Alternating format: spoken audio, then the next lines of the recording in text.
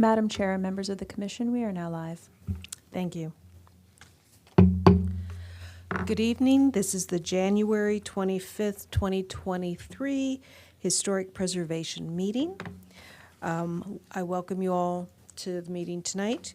I will read the following into the record before we begin. The commissioners and staff of the Montgomery County Historic Preservation Commission are appointed by the county executive with the confirmation of the county council and are qualified to serve according to Chapter 24A, Section 24A-4B of the Montgomery County Code.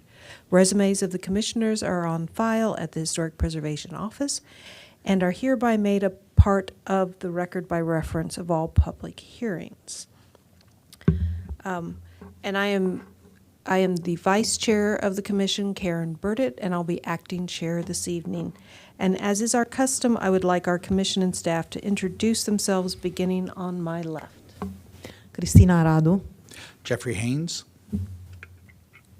Julie Pelletier. James Dillman.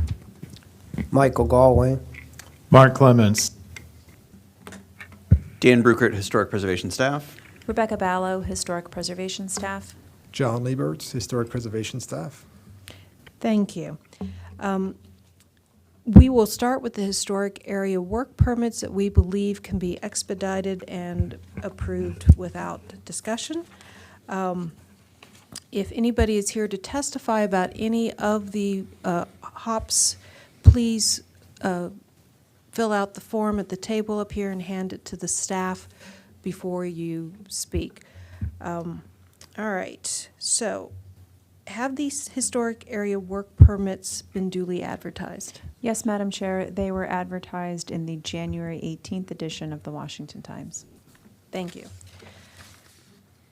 Is there anyone here who wishes to speak in opposition to cases 2A at 10304 Kensington Parkway, Kensington, hop number 2B at 7300 Holly Avenue, Tacoma Park, hop 2C at 36 Quincy Street, Chevy Chase? Madam Chair, hearing no objections, I move that we approve the following historic area work permits in accordance with staff reports based upon the record before us, in consideration of the recommendations of the local advisory panels and including the conditions recommended by staff. Hop number 103, hop number 1016525 at 10304 Kensington Parkway, Kensington. Hop number 1016595 at 7300 Holly Avenue, Tacoma Park. Hop number 1017436 at 36 Quincy Street, Chevy Chase. Do I hear a second? This is Commissioner Arado, I second. All in favor say aye. Aye. Aye. All in, if there are any opposition or abstentions, then these hops are approved. Madam Chair, I need to make a correction for the record. The hops were advertised in the January 11th edition of the Washington Times. Thank you. All right. We will start then with the our first item tonight. Number one is the county executive on National Register nomination of the Robert Coggin House at 4509 Binion Road, Silver Spring. And is there a report? Yes, good evening. John Lieberts, Cultural Resource Planner. So the purpose of tonight's public hearing is to provide the HPC with a briefing on the Robert Coggin House National Register nomination. Montgomery County has been certified by the National Park Service to participate in the National Register review process. The Historic Preservation Commission and County Executive are charged with reviewing nominations and making recommendations to the Maryland Historical Trust concerning the property's eligibility for the National Register. So for tonight, this is just a briefing on the National Register nomination. The HPC will take a vote later next month on actually forwarding these recommendations to the County Executive and to the Maryland Historical Trust. but these will be staff's recommendations. That first, the commission finds that the property meets the required designation criteria. Second, that the HPC writes a letter of support to the Maryland Historical Trust. And lastly, that the HPC requests that the county executive supports the nomination as well. So Montgomery County is associated with pioneering LGBTQ plus political leaders, legal advocates, and artists, as well as activism that fought employment discrimination and government inaction amidst the AIDS crisis. In the last decade, there has been increased national awareness regarding the lack of LGBTQ recognized historic sites in the National Register. In 2016, the National Park Service released a thematic study of LGBTQ plus history, and 3 years ago, Montgomery County partnered with the City of Baltimore, the Maryland Historical Trust, and Preservation Maryland to develop a statewide historic context. In addition, the county identified, surveyed, and documented the peoples and places that significantly impacted the LGBTQ plus community and the development of the county.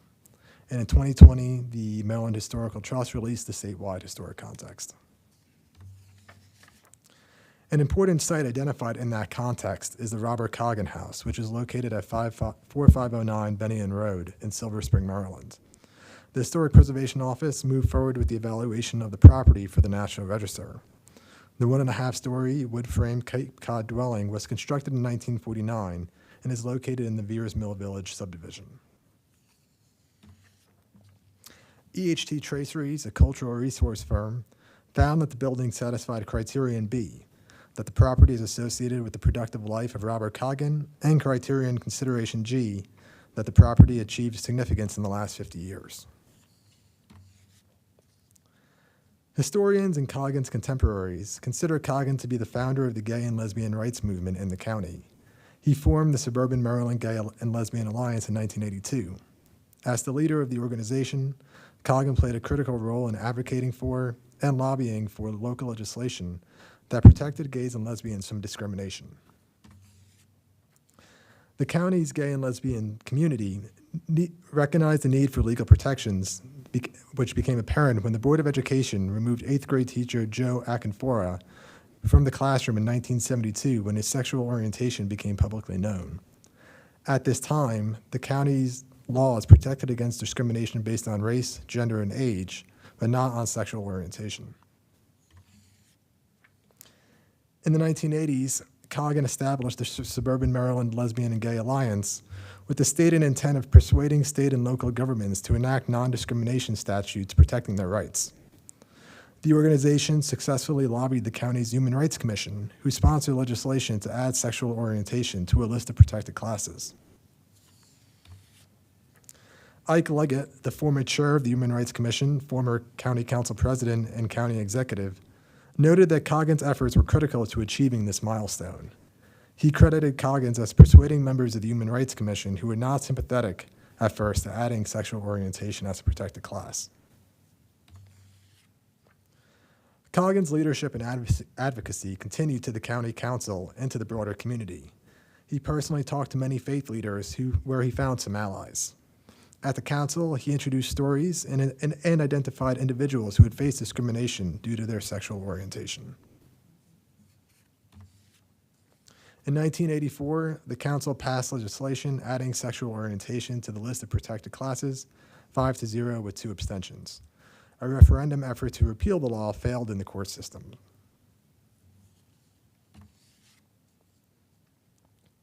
Coggin is remembered for his role in obtaining legal protections, successful lobbying efforts of county representatives and elected officials, and for withstanding attacks from a vocal opposition. In addition, he established the groundwork for future progressive measures in the county for LGBTQ plus rights. And again, these are staff recommendations for when we take this issue up in a month for our vote, but if you have any questions, I'd be happy to answer them. Are there any questions? Commissioner Radu. This is Commissioner Rado. I have a question about how often, I read in the report, thank you very much for, it was a very informative report, and I read that the house, most of the activities happened before he purchased the house. And what I want to know is like how often are houses or buildings listed for association with a person when the activities did not take, or when the period of significance is not, it's outside that period, more or less. Sure. Ideally, the period of significance relates more to the structure itself, but when there's a lack of resources to represent this individual's achievements in the county, we have to go to our next best resource. And while a lot of those activities from the 80s did not occur during his occupation of that home, he had continued efforts even after all the legislation passed within the LGBTQ plus community while he lived in that home. And so traceries and the historic preservation staff here agree that it still represents his achievements within the county and would be suitable for criterion B within the last 50 years. So typically, it's not the best option, but when there's no other resources available, that's where we have to look to. Thank you. Commissioner Doman? This is Commissioner Doman. I'm curious on who owns the house, and is there any current family or relationship or organization that's still going with the LGBTQ organization that is active in the house, or is this just an empty house right now? The house is privately owned by individuals not associated with Robert Coggin. Do you know who owns it? Yes, it's you can find that information out on the Maryland SSTAT system. So it is public information who owns the house. Are there any other questions? I have one question. While Mr. Coggin was in residence in the house, were there any group meetings of significance related to any LGBTQ issues that have been traced to his time in the house? His former partner was interviewed as part of this effort, and he did talk about there were more social gatherings at the house within the LGBTQ community rather than political events that occurred there. But yes, there were social gatherings at the house that had some significance to the history of the community in Montgomery County. And does the house have any architectural significance? No, the house does not have any architectural significance related. Another question, thank you. This is Commissioner Doman. I'm not familiar with nominating something for the National Register. If we do move ahead with this, does this house become like public property, or No. what actually happens to the house that would make it significant or be knowledgeable in the community what went on there? Sure. So so first off, you're just making a recommendation to the Maryland Historical Trust Board of Governors who would list the house or not list the house. So your recommendation as a certified local government, one of your responsibilities is to review National Register nominations as the locality and provide your recommendation to the Maryland Historical Trust. So they will be taking up this matter in February with their committee after the HPC meeting. I think it's February 28th is the date of that hearing. And they will make a decision whether it's listed or not. So we're just making a recommendation at this point. And so the National Register is just the federal list of historic sites that meet the designation criteria. What you have, there's no restrictions placed on the house by being on the National Register. If somebody wanted to demolish it tomorrow, they could. There's some protections from Section 106 against federal actions, but there's no permitting process. The HPC will not see this house if there's any permits pulled for it. This is just an honorary and educational listing that does allow the property owners to apply for state and federal tax credits, historic preservation tax credits. So that's the benefit of it. But there is no regulatory review of these properties. And this is Commissioner Burditt, and it will not go on to the locational atlas for Montgomery County, correct? No, this will not go on the locational atlas. We have studied numerous properties, and hopefully as part of future designation efforts, we will continue to look at LGBTQ plus resources in the county, but this is to place the building on the National Register.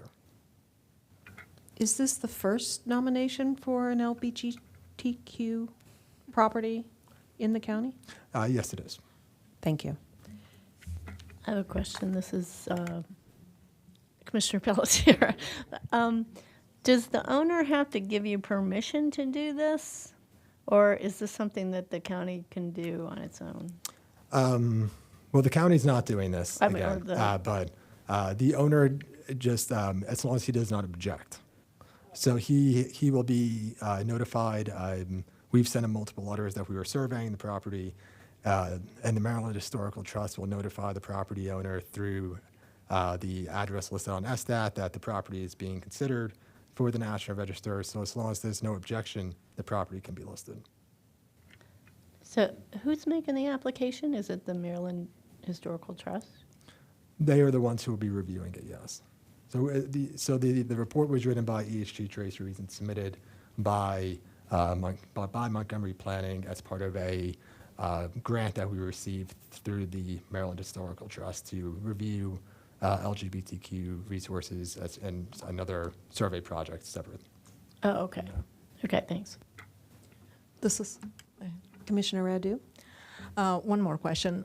This property, as noted by you in the presentation, is less than 50 years. Therefore, it's being proposed under criterion G, and the National Park Service notes that this is applied for structures or applications that are exceptionally important. Yes. And I read the nomination. Obviously, it's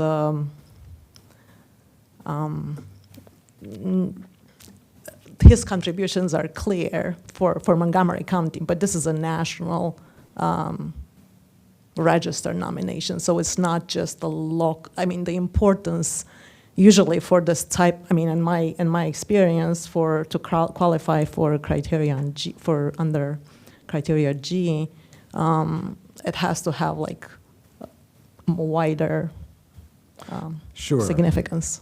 So there's different levels for the National Register too. You can be qualified for local, state, or at the federal level. Even with that, there are so few properties that represent LGBTQ plus history, and the National Park Service recognized that when they put out that thematic study back in 2016, that they are looking to recognize individuals whose contributions made impact at the local, state, and federal level. And Robert Coggin himself, the Suburban Maryland Lesbian and Gay Alliance was not just in Montgomery County. There was an arm in Prince George's County as well, and throughout the DC area. So it is more than just related to our county's history. So there is greater significance to him as well in that factor. Thank you. Any more questions? Commissioner Galway, how long was he associated with the property? Do you know? Not offhand. I believe it was close to 20 years. Okay, so it was a fairly long. Okay, thank you. Has anybody signed up to speak from the public in regards to this? No, we have issue? we have no speakers tonight, but we will leave this open for any public testimony to be submitted over the next month. Okay, we've had questions. Now the commissioners can provide comments and discussion. Would anybody like to start? Okay, I'll start. This is interesting. I guess maybe I do have one last question to frame my comments around, but how many other properties do we have in the county that have been on the register even though they have no architectural significance, the significance is entirely on the person or the event to it. Can you, more than a dozen or less than a dozen? We don't know. We can certainly, look into that and get back to you. And I would make the distinction that there may be many more that have been found National Register eligible on the basis of history or cultural association versus architecture. Properties are found eligible as part of Section 106 undertakings and not necessarily listed. But we can do some more research on that and come back to the commission with an informed response on February 22nd. Well, I guess my comment is rather timely. Was I was watching the Montgomery County History Conference this past weekend, and there was a presentation about a property in Rockville that was designated, and it was a cottage not dissimilar to this house. And the cottage itself is just, a post-war cottage. It was kind of cute. But it was really designated because of the person who had lived in the cottage, and that person was a woman, a doctor, a psychiatrist, and a leader in her field during her era in psychiatric treatment of schizophrenia, and she'd lived in the cottage while she worked at the institute where the cottage is located, and that house was designated. To your point, Madam Chair, perhaps a very excellent example would also be Rachel Carson's house. Correct. A very, very modest Yeah. brick rambler where she wrote Silent Spring. So we do have precedent in the county for recognizing the residence or the building that relates to an individual who had significance in history to the county. Does anybody else have any? Commissioner Dolan. This is Commissioner Dolman. I did drive through the neighborhood, and I think the house is kind of interesting on its own, is that it represents the small little box houses that were built right after World War II. Very small, 685 square feet, something like that. And I think the house kind of represents a time and place. But that's independent of the association that we're looking for designation tonight. But having said that, anybody driving by, the house sits back quite a ways. I assume there'd be a plaque or something that goes on the side of the house if it isn't designated. That's up to the property owner whether they would like to put a National Register plaque on it, but that's not a requirement. But to follow up on that, I was not in the area when this movement was going on. I had never heard of, was it Coggin? I never heard of him until I read your report on it.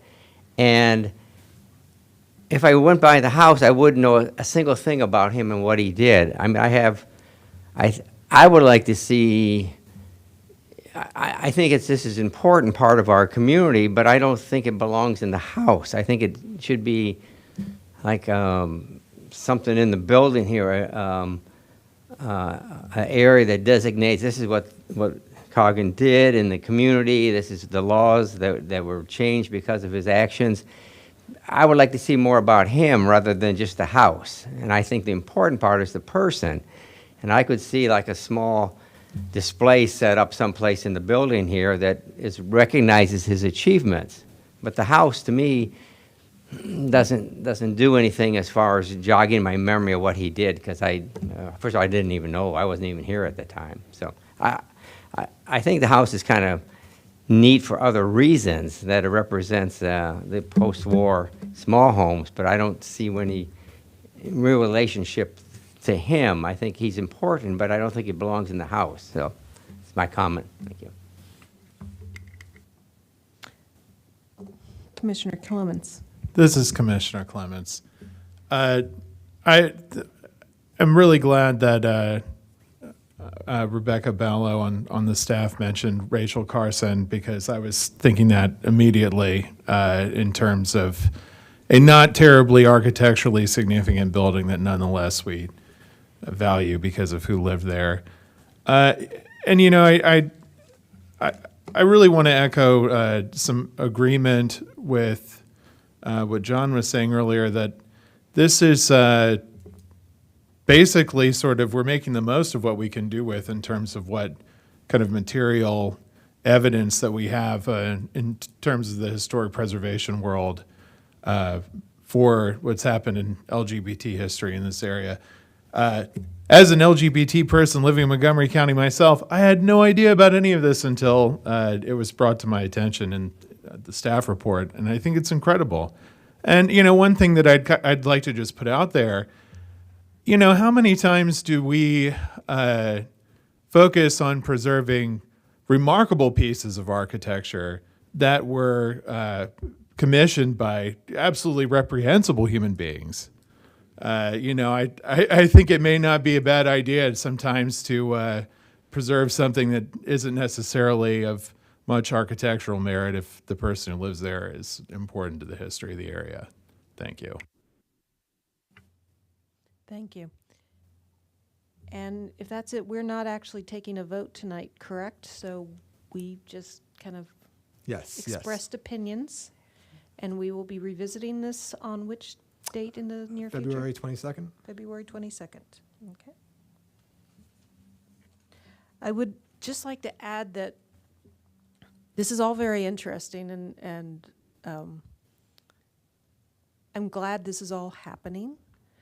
And I think it's also worth, I think Commissioner Doman makes a point that right now we don't take seriously many of the smaller buildings or artifacts of the most recent history, and that they may become more important as more and more of them are lost to development. And possibly this house, which doesn't have architectural significance but cultural significance, may someday be a sole representative of its architectural significance because of the cultural importance. So we never know what's coming. And thank you very much for the report. It's very good, and we look forward to addressing this again next month. We will move back to the hops. So we will be hearing one hop tonight. Item 2D at 5602 York Lane, Bethesda. And is there a staff report? Yes, Madam Chair, give us just 1 minute to get situated. We're switching staff members. Hold on, please.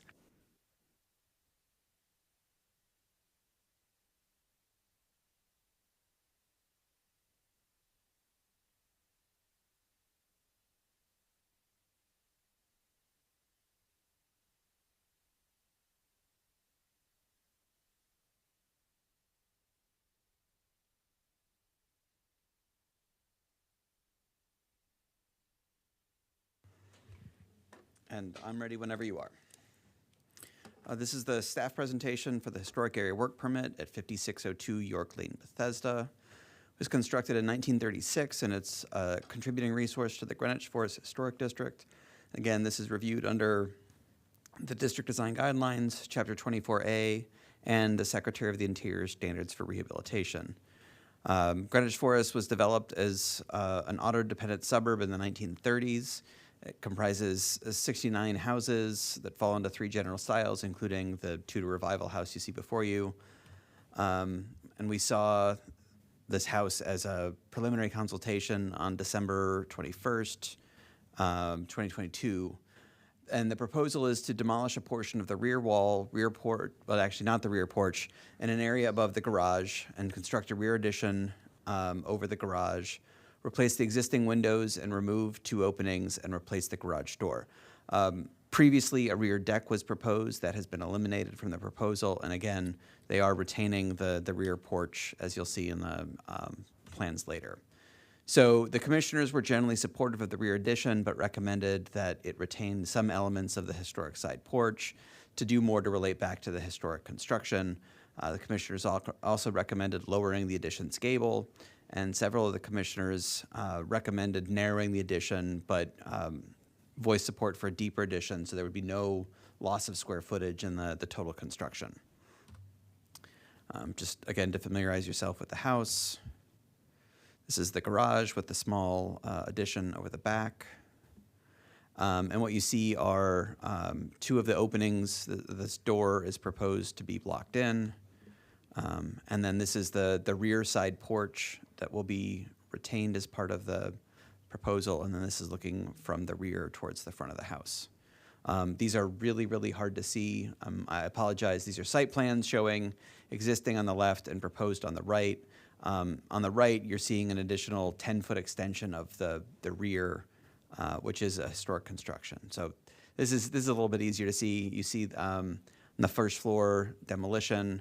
Again, they're expanding out the back by approximately 10 feet. The porch is being retained, and you can see the openings that they're blocking in as part of their new interior layout. And then the second floor again, you see this side window, which is behind the chimney. It's virtually entirely obscured from the public right-of-way, will be blocked in. And then again, the addition extends out the back. And that's only a one-story in the rear currently, and they're going to add a second story. So with the notations on this, the drawing is a little bit busy, but you see the rear gable addition. It's built on 3 brick piers. The deck has been eliminated, but they've retained the side porch as part of the construction. This is the right or the west elevation. They're putting in a new garage door that virtually matches the existing. We have new casement windows, and we have new aluminum-clad casement windows throughout in the historic property. And then this is the left or the east elevation, which retains the porch. I believe they're eliminating the screening, which is not historic anyway. And then, again, aluminum-clad casement windows throughout. So staff finds the proposed addition preserves the house as a recognizable outline and will not impact any of the street-facing elevations. Staff finds that the proposed design will not visually compete with the historic house design, and finds that the clad windows, brick siding, copper gutters, and slate roof are all appropriate materials for additions and new constructions in the Greenwich Forest Historic District. Staff finds the design guidelines allow for wholesale window replacement without demonstrating that the windows have deteriorated beyond repair. However, the applicant provided 2 window assessments that found that the windows had deteriorated beyond repair and needed to be replaced. Staff finds that the replacement clad window is consistent with the Tudor Revival house style and consistent with the requirements of Guideline D17 in the Greenwich Forest Design Guidelines. Additionally, staff finds that removing the window on the right elevation and the left side door will not significantly impact the character of the house. The HPC concurred with that finding at the December preliminary consultation. Staff recommends that the openings be filled in with reclaimed bricks from the rear to preserve the exterior appearance, or if staff finds that the new bricks proposed are an appropriate replacement, that new bricks could fill in those openings. Staff finds that the proposed garage door is also an appropriate replacement. So staff recommended 2 conditions in the staff report, or 2 conditions for approval. Staff finds the brick siding is appropriate for the addition, but the photograph that was submitted, it doesn't allow us to compare a side-by-side with the existing brick and mortar, and recommend that a sample bore be constructed for staff to evaluate on site. And we recommend that the HPC delegate staff final review authority and that be reviewed before issuing the building permits. Staff also finds that the use of piers for the rear addition is incompatible with the house's continuous foundation, and recommends that the HPC condition the foundation at the rear be continuous instead of piers. And the drawings would need to be revised to show that condition for staff's final review and stamping. And staff recommends the HPC approve the design under the design guidelines and 24A8B1, 2, and D. Are there any questions? Are there any questions for staff? Commissioner Doman. As Commissioner Doman, the recommendation to do away with the piers, you have discussed this with the applicant, is that correct? Well, I mean, they're here, I so that may know. be a question for them, not for me. Okay, I just wonder if this issue has been resolved already, or I'll wait Well, for them. they haven't amended their drawings, so I think that's determinative on whether or not the HPC conditions the approval on it. Okay, and my other question is on the windows. We are going along with replacement of all the windows, is that correct? Correct. They submitted two window reports as part of the application materials. I can find those in. Well, the detailed report that you put out has the windows, and some of these look pretty bad. I mean, I understand these are steel windows and they've been around for a while. There's a whole slew of pictures that are in the report, so I'm happy with what I see. I mean, not Correct, that they're and good again, windows, just but I'm happy that they just presented it right. here. I think they've. Our position as staff is that the Greenwich Forest guidelines, as we've interpreted them, do not require a finding of deteriorated beyond repair before you can replace them, because of the wording in the guidelines is homeowners may replace their windows, full stop. But they've gone, the applicants have gone, well, I would say two further, because there are two window reports that find that these are deteriorated beyond repair. All right, thank you. Are there any other questions for staff? If there are not, then the applicants have come forward, and if your mics are turned on, if you'd like to make a presentation about your, you need to introduce yourself and your relationship to the project, thank you. And you can give a short presentation on the changes that you've made and so forth. Thank you. Karina Sobalo, designer from Delan Investments. Karina Sobalo, designer. Kedli Perdomo, part of the design team. I'm Amy Mehmetalu, and I'm owner of Delan Investments. So we agree with most of the recommendation was made from the staff. The only question we have, we couldn't find the exact match of the brick. The closest that we could get was the blue bay clinker, the ones that we had on the report. But we're happy to go with either wood or fiber siding. And for the foundation, we're also happy to change them instead of having it supported on a column pier.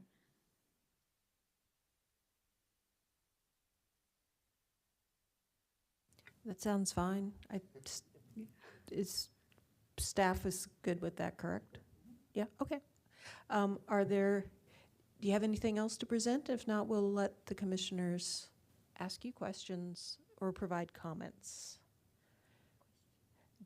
Commissioner Pelletier. Thank you. Is the brick, is it regular brick or is it thin brick? I couldn't really tell from what was in the proposed report. one? Is it a standard like thickness of brick? Yes. So it'd be brick veneer. I mean, it's not like thin bricks. It's like regular bricks. It's actually, yeah. Okay. it's our brick. Okay. I think that's my only question. Thanks. Any other questions or comments or discussion? Nope. All right. I'll make some comments. First off, I'd like to commend you on the improvement on this project and the design. I was very hard on you last time, and I would like to say that you have really done a lot of work, and this is a much better project and a much better presentation, and we do appreciate all the hard work that you have put into this. Your addition is much more sympathetic to the historic house, and it will be a positive addition to the house and its value, as well as a positive addition to the community. My comments are really fairly minor. I wish you could have done a little bit more with the window placements between the first and second floor of the addition, aligning them, or at least so that they look like they make sense. But looking around the house elevations, I realized that sometimes some of its windows actually don't make a whole lot of sense either, as from the exterior. So since this is the exterior, the back of the house, it's not a significant issue. So I certainly am not going to hold up my approval of this project at this point, this HOP. But it is something to consider on future projects. Because I remember one of my comments was, design from the outside as well as from the inside. If there are no other, okay. Well, questions and comments. Okay, Commissioner Pelletier, okay. Commissioner Haynes. Thank you. I just wanted to comment about the brick. Oftentimes, the mortar color plays a huge role in how the match of the brick to the existing. So I think you should at least try and pursue the brick option and provide the sample panel to the staff as noted, but pay attention to the mortar color when you make up the sample, because oftentimes that will make or break the appearance of the brick against the existing. Commissioner Pelletier? I would suggest, did you talk to a mason about matching the brick, or were you just looking at products? We're talking to different manufacturers. Okay, I just would suggest if you have a mason on the project, have them look into different products, because they often have the inside scoop, rather than trying to find something, like online, or often you can just, that's a request, a spec that match the brick, and then you can sort of put it on the mason to find brick that matches. Okay. Instead of you trying to find it. I think it's another resource, and if you get a good mason, a lot of them do a really good job, and I agree about the mortar. I think the mortar's kind of critical. The only other comment I have, I agree about the piers. I think it should be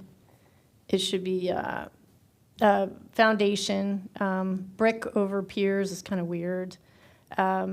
But I would encourage you to do the brick. We talked about the siding last time. I think the brick is a huge improvement. Thank you for saving the porch. That's awesome. The back windows, and I know they're in the back, but I'm curious how you're going to make that happen, because they're so large on the second floor. They look like they're going to interfere with your structure, with your roof structure. So I would encourage you just to look at the back elevation a little bit more, and maybe make the second floor windows a little smaller, bring them down a little bit. There's detailing questions about how that whole roof without a fascia board is going to work, but I'll leave that up to your permit drawings. But I think in general, it looks a lot better. I think, like Karen said, it's more sympathetic. But I think the brick's really, really important. So if you can do your due diligence on getting a good match, and then futz around with the windows a little bit on the second floor in the back, and I think you'll have a nice project. The other question I have is about the very slim amount of brick that's between the windows on the back facade. It doesn't even look like it might be one brick wide, but I would just suggest kind of massaging the bricks on the back facade, or not the windows on the back facade, to be a little bit more realistic with the use of the brick, and thinking about the roof structure and how far it's going to come down on the outside. You might want to bring the windows down, or maybe do some different types of windows on the back. But in general, I think it's an improvement from before, and I can support this. Thank you. Any other comments or discussion from any other commissioner? Commissioner Galway. Commissioner Galway. Again, I also thank you for saving the porch. I think it was such an adorable element on the house, and I think you'll appreciate it and being able to see it when it's all done. I am in favor of the brick as well, so if there's an opportunity to really get a good match, I think you're heading in the right direction. I appreciate staff's recommendation to have for the foundation wall as opposed to the piers, but I am curious Was there a reason for thinking about the piers? Was it strictly just material, or was there something architecturally that led you to that decision? We were thinking in terms of massing to make it look more or less, but we can definitely go with the foundation. Yeah.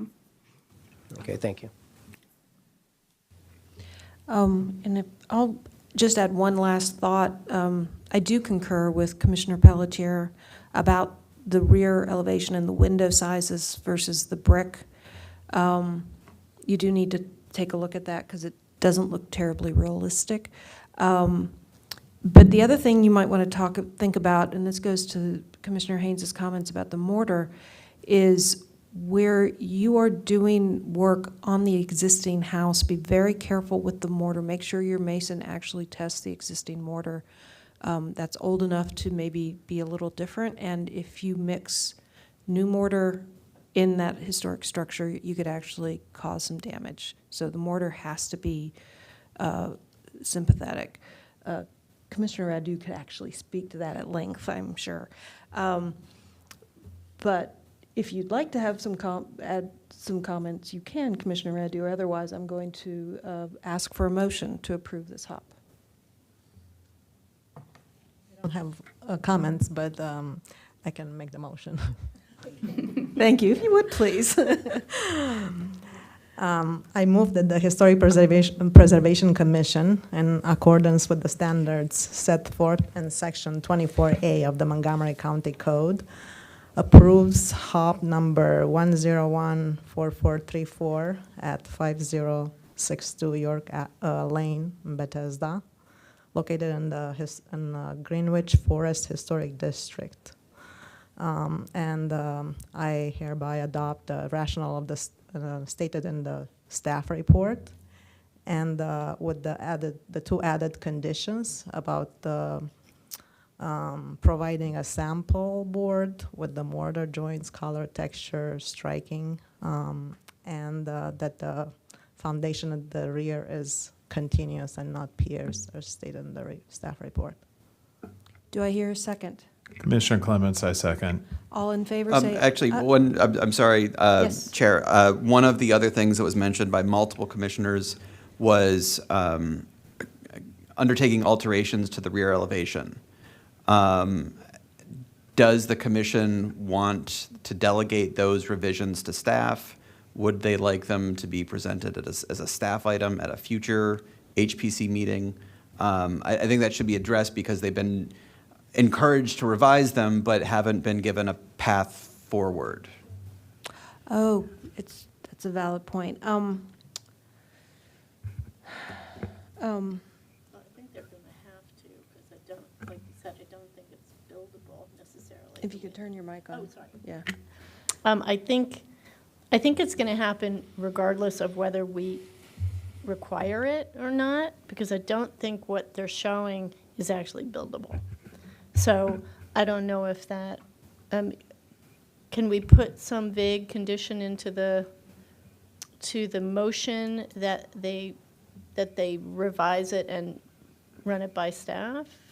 Yeah, I think that you certainly have the authority to delegate final review and approval authority to staff for the rear elevation. I mean, you could just, that could be a friendly amendment, sort of writ large, and then amongst the regulatory staff, we would review the permit drawings to make sure that it's consistent with sort of the spirit of the approval and the proposal, but also something that would pass DPS muster and be buildable. Okay, so I'd like to make a friendly amendment that the rear facade be re-examined for constructability and aesthetics, and the revised facade be approved by staff prior to passing it on for permit. I don't know what,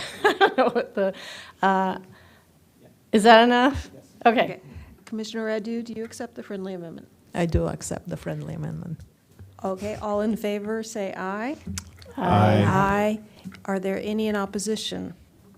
Then this HOP is approved, and thank you very much for all your hard work and for working with staff so diligently. We do appreciate it, and we appreciate it when a project really is improved to this degree, and it'll be a great success when you're complete. And you can talk to staff about working with them about the rear elevation, okay? Thank you. Thank you. All right, moving on, we have a preliminary 3A at 8,000 Hamden Lane, Bethesda. Let me see this. Never had any. Is there a staff report? Yes, there is a staff report, please. Thank you. Good evening. This is the staff report for the preliminary consultation at 8,000 Hampton Lane in Bethesda. We're actually staying in the same district. We're still in Greenwich Forest. The house was constructed in 1937. It's a contributing resource to the Greenwich Forest Historic District, and again, reviewed under the district guidelines, Chapter 24A, and the Secretary of the Interior Standards. This was an advertisement before the house was readdressed. As built, it was 7300 Hampton Lane, and I found a couple of advertisements from 1937 advertising its open house and its sale the subsequent week. Again, the district was developed in the 30s as an auto-dependent suburb. The 69 houses are into 3 categories, including Colonial Revival, 2 Revival, and French Eclectic. And the district, again, was added to the master plan in 2011. You can see from the aerial where the access point to the lot was historically, and then it entered into the attached garage, which was long since enclosed for interior space. So just to walk around the property, this is along Hamden Lane. Again, it's oriented towards the intersection. We actually saw this as a HOP for revisions to what was a side porch, which was subsequently enclosed. Again, walking around the house,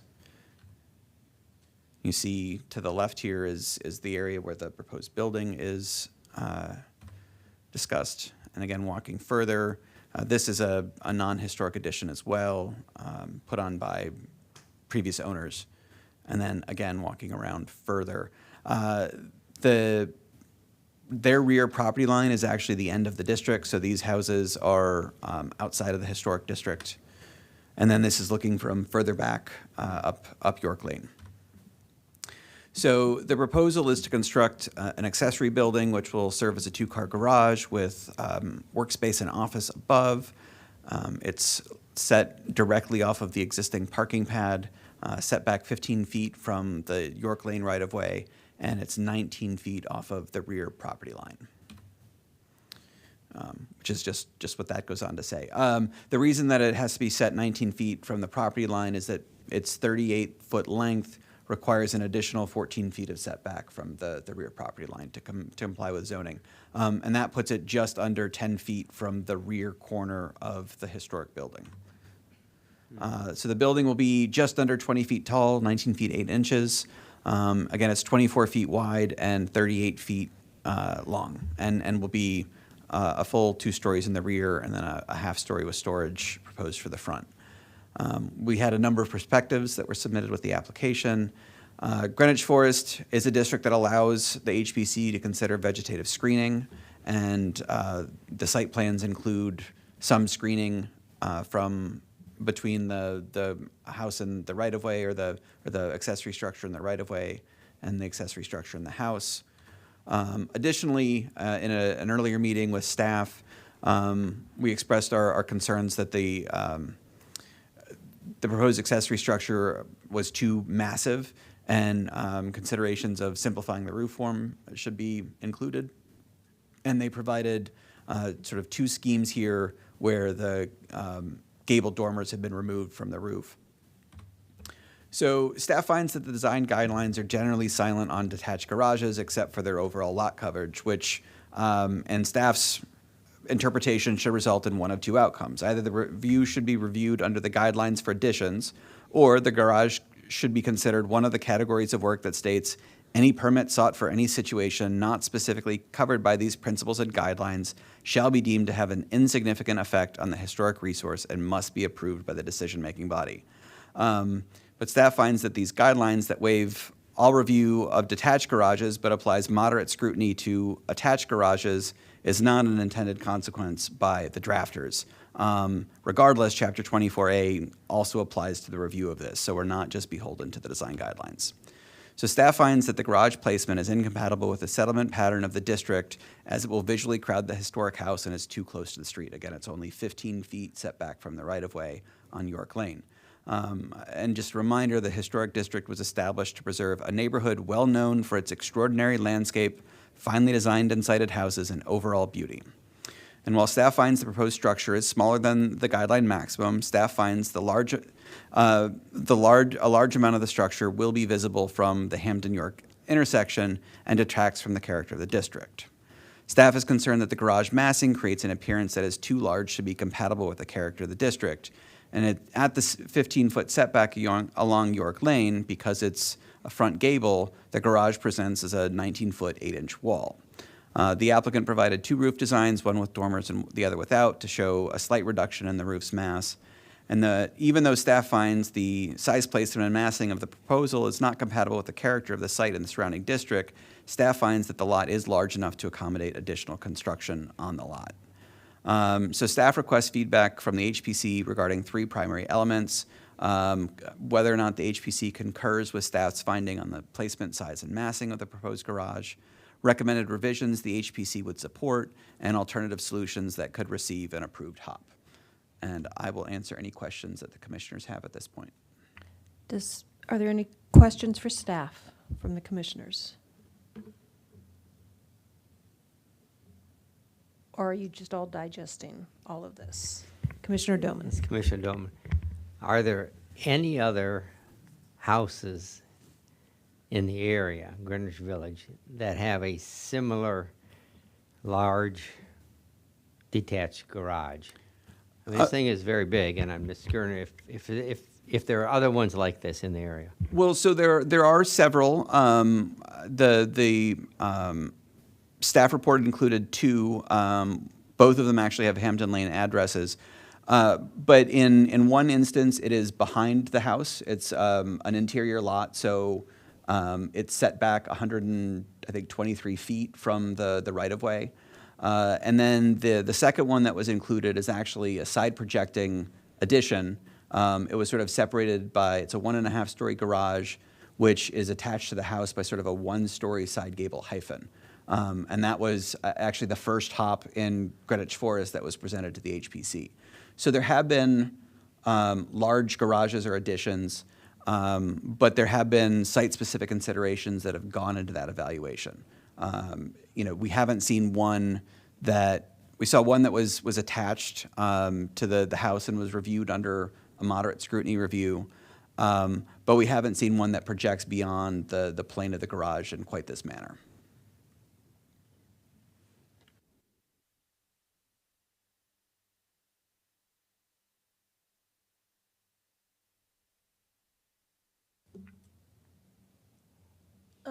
This is Commissioner Burditt. Maybe I'm just being a little dense here, but I'm getting a little confused on. Oh, wait a minute. Hold on. 7828 Hamden Lane. That's correct. And actually, the applicant has a proposal, or has a presentation, and both of those properties are also included in that presentation. Okay. So what I'm seeing is a whole separate property, not the same property. So the applicant and the application materials included sort of an evaluation of what properties have garages that have been added subsequent to their construction. Again, all of the houses in Greenwich Forest were originally constructed with attached garages. Being the easiest space to incorporate into the interior of the house, a lot of those have been lost. And property owners over the years have built both attached and detached garages throughout the district. I think more than half of the houses have a later garage addition or detached garage constructed. Can I ask a question? Commissioner Doman, please. Yes. Okay, I'm looking at I guess this is the report where maybe the applicant, or did you do this, with all the different examples of nearby houses that have attached garages or detached garages? That was included in the application materials. Okay, so it's a lot of information there. Were any of these reviewed as a HOP? So there were two. Again, 7828 Hampton, and then give me 1 second, and I can identify the address of the second one. I'm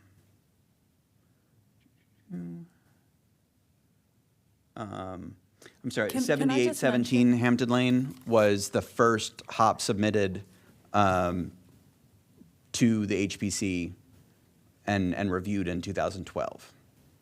On 7828 Hampton, the garage, in the picture on page 22, it's a large garage that sits way back. Were there any significant discussions about this? And this was done under HOP then. So do Correct. we have a history of what was discussed for this particular one? And obviously it must have got approved because it's built. It was approved. Yeah, it was heard in the end of 2017. There was this house had incorporated its historic garage into interior space and had a non-historic attached garage added to it. The attached garage was demolished as part of the house rehabilitation, and a rear addition was constructed, which you can't see from the public right-of-way. And this two-story garage, which I think is 690 square feet, was constructed in the rear of the property.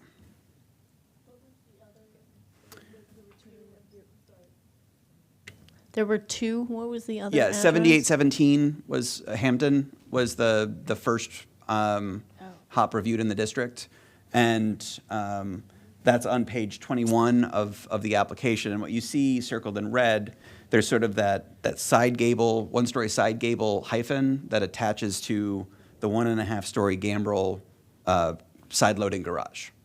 So that was a new construction that was But it's reviewed. attached. It's attached, yes. Yeah. Okay, thanks. And if you'd like to refer to it, the whole staff report for that HOP is included in at the very end of your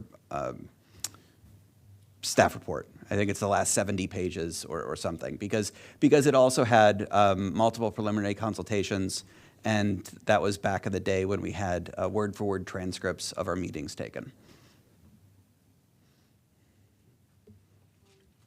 This is Commissioner Burdett. If they put the house completely behind, if they put the garage, put the garage completely behind the house, they would still have to stay off the property line, 14 feet, right? It's an additional 14 feet from the 5-foot setback. So it would have to be 19 feet off of the rear property line for an accessory structure that is 38 feet long. And if they reduce the size of it? If they reduce the length every 2 feet shorter, they can put it 2 feet closer to the property line. I see. And I'm looking at the site plan, page 1 of 1 of the site plan, which is right after all the photographs. What page on that 309 of 485. It's 1 of 1 of the drawing sheet. So, I'm sorry, or maybe page 40, maybe the concept plan is the better one. So if they just push that to the left more behind the house, then it wouldn't be as visible from the street, from Hamden Lane and from the intersection, correct? If it was just hidden back behind the house. Yes, it would be less visible. But it would also take up all of their backyard in the process. Correct. Okay. Any other questions for staff? If not, we'll ask the applicants to give their presentation. And we have Adam Sherwood. Yeah, hello. Hi, thanks Eh, for letting us come Okay, today. if you guys will identify yourself, make sure your mics are on, identify yourself and your relationship to the project, please. Sure, are you able to hear me well enough? Yeah, Yeah. we're good. So I'm Adam Sherwad, and this is Chen Yan Lao, and this is Mariam Tabrici, who's our architect. We're the applicants on both sides and the architect in the middle. And would you like to make a presentation? Yeah, we Yes. have one today, and I think they're preloaded. We're just queuing it up for you. One moment. It's okay. And how long did they have? 7? 7 minutes. 7 minutes, okay. Great, thanks very much. So, and would you be able to drive this for us? We certainly can. Okay, Just let thanks. us know next slide. So we can go to the next slide, please. So this proposal is for a single accessory structure consisting of a detached two-car garage with space for a workshop. The proposed design of the accessory structure addresses current Montgomery County building requirements as well as principles that were delineated in the Greenwich Forest Historic District guidelines. Adding an accessory structure with the two-car garage would be consistent with the neighborhood and allow us to secure our cars. Next slide, please.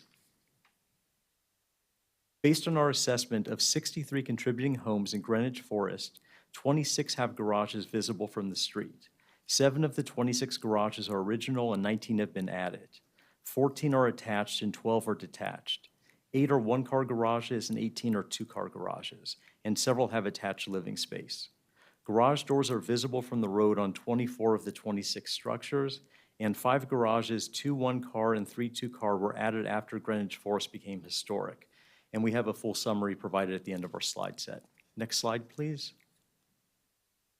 So we did review prior approved Greenwich Forest HAWP applications to ensure that the design and scope of our proposal would be consistent with others previously endorsed by the HPC. Not included on this slide, but what we think is important to note is that Greenwich Forest guidelines define the front elevation or facade as the view of the main portion of a house, not including side porches, from the public right-of-way facing the front door. Per stipulation B4 of the guidelines, property owners have additional flexibility to make more extensive changes to the parts of their houses that are less visible from the public rights-of-way in front of their houses. The limited portion of the detached structure that will be visible from a front-facing view will be obscured with plantings, including bushes and trees. The structure will be compatible with the style and building materials of the original house and preserve the outline of the original house as a recognizable entity. The ridgeline of the structure will be lower than that of the house, and the garage door is not visible from the front of the house. I also wanted to walk through the positioning of the driveway, which begins at the end of a dead-end street, York Lane, with no car traffic and very limited foot traffic. Next slide, please. So the small diagram at the right corner shows the intersection of York and Hamden Lanes. The open circle is the dead end of York Lane, and the closed black oval is our home at 8000 Hamden Lane. The photo of York Lane is included to more clearly show that the structure will be situated towards the rear of the lot, with plans to further obscure the visible portion of the structure with additional plantings. Next slide, please. Here we're providing an example of a detached garage on the left with living space and an attached garage with living space on the right, both of which are visible from the street and were approved after the neighborhood became historic. Next slide, please. So I understand that looking at this may appear to be an apples to oranges comparison. We're providing these examples to demonstrate that substantial changes to the facade of historic homes in Greenwich Forest have been approved, and that our request for a detached structure in the rear of our lot will have a much less significant visual impact. Next slide, please. As Mr. Bruckert had pointed out, we did have a preliminary meeting with Montgomery Planning, and he did provide us with comments to consider. One of the main comments was to provide a rationale for the location of the accessory structure. And our rationale involves a number of things, including minimizing new and permeable hardscaping and conserving green space. Moving this structure closer to the fence line poses problems as the area next to the fence forms a natural waterway in heavy storms. We also wanted to maintain the aesthetics and functionality of the main house, which was just fully renovated. And attaching the garage to the home would require substantially reconfiguring the design of the house and directly impact its original facade. The placement of an accessory structure farther into the backyard would require substantially more hardscaping and would significantly impact the views from the large windows in the backyard. Next slide, please. So these are just views that we have from the office and from the kitchen. These are rear-facing windows. And if we position the structure further in the yard, obviously it would have a large visual impact. Next slide, please. Another comment that was provided was to consider simplifying the roof design and decreasing its apparent mass. And based on this suggestion, we're providing the following two potential design options for the HPC's input: the original design and an alternative design. Next slide, please. This is the original design. The red arrows in the upper right figure point to the dormers. And the next slide, please. In this alternative design, the dormers have been removed to decrease the apparent massing. And next slide, please. So that's the end of the presentation. We appreciate you allowing us to speak today and happy to answer any questions. Are there any questions for the applicant? Commissioner Galway. Commissioner Galway, I've got one question. Do you actually have an image that shows the detached structure from Hamden Lane? It seems like all the other, it's hard to really get a sense of how much beyond the existing home that actually projects. We have some site drawings here. Our architect, Miriam, can give them to you if you'd like to see them. I also have copies of the presentation if that would be helpful for anyone, because you can have the summary slide with all the stats at the end. If you'd like, I can pass those out.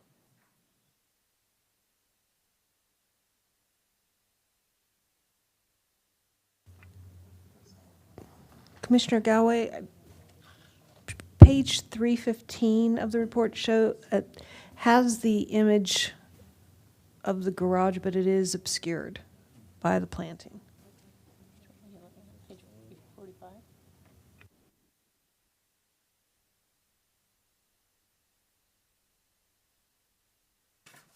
That's about as, yeah, I was, okay, fair enough. Thank you.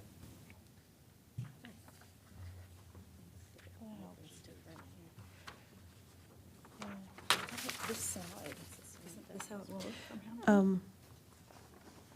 Commissioner Galway, do you have any other questions? No, I don't. Not yet. Oh, there. Thank you. Does anybody else have any questions? Commissioner Radu. I see in the section that the new structure, the proposed structure is almost 20 feet. Do you have, I mean, from this sketches, it's not clear, the section of the house that's closest to the garage, what's the height of that?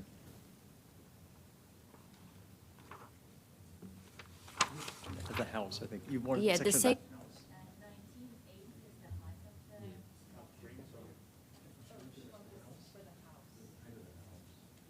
Commissioner Radu, just to clarify, on the screen, you're looking for the height of that ridge? Yes. Yes.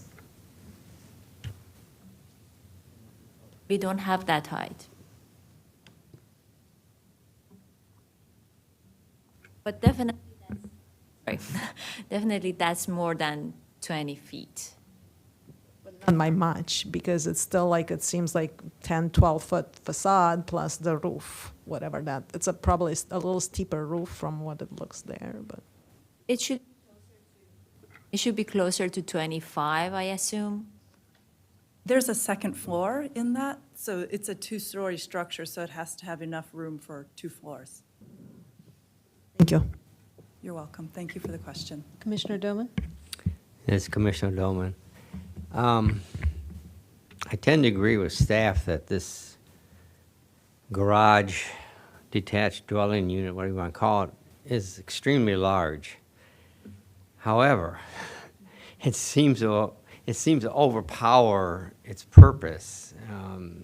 The way it fits in with the house seems rather large, a large mass being added on to everything. But following up on your inclusion of the houses at 7817 and 7828, it appears as if other people have done something similar, and it appears as if they have been approved through the Historic Preservation Commission. I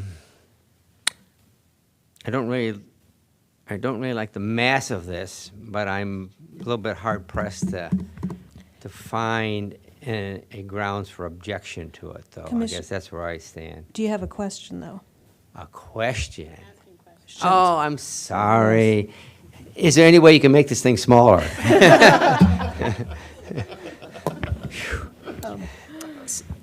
This is Commissioner Burdett. Sticking to the questions. So this is a two-car garage with a workshop and an office on the second floor. What is the workshop for? It's for my tools. Actually, the second floor will be used for tools also. So I do work to fix up the house, and I fixed up my other house. So I have like a table saw, a couple of chop saws. I have some like torches and things that are used for common maintenance of historic homes. For example, if you will need to cut long boards or do molding, you need that kind of space to fix copper. I usually use an acetylene torch. If you have to cut, you have to use oxyacetylene, and these things need space and ventilation.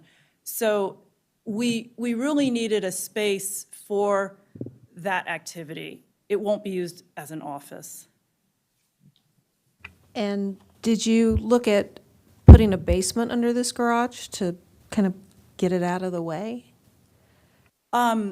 You know, the tools are currently in the basement, and it's very difficult to use them. So there have been repairs that have been postponed because it takes at least 2 people to carry some of these tools upstairs, and they don't fit through one door. You'd have to have double doors and a space to roll them out.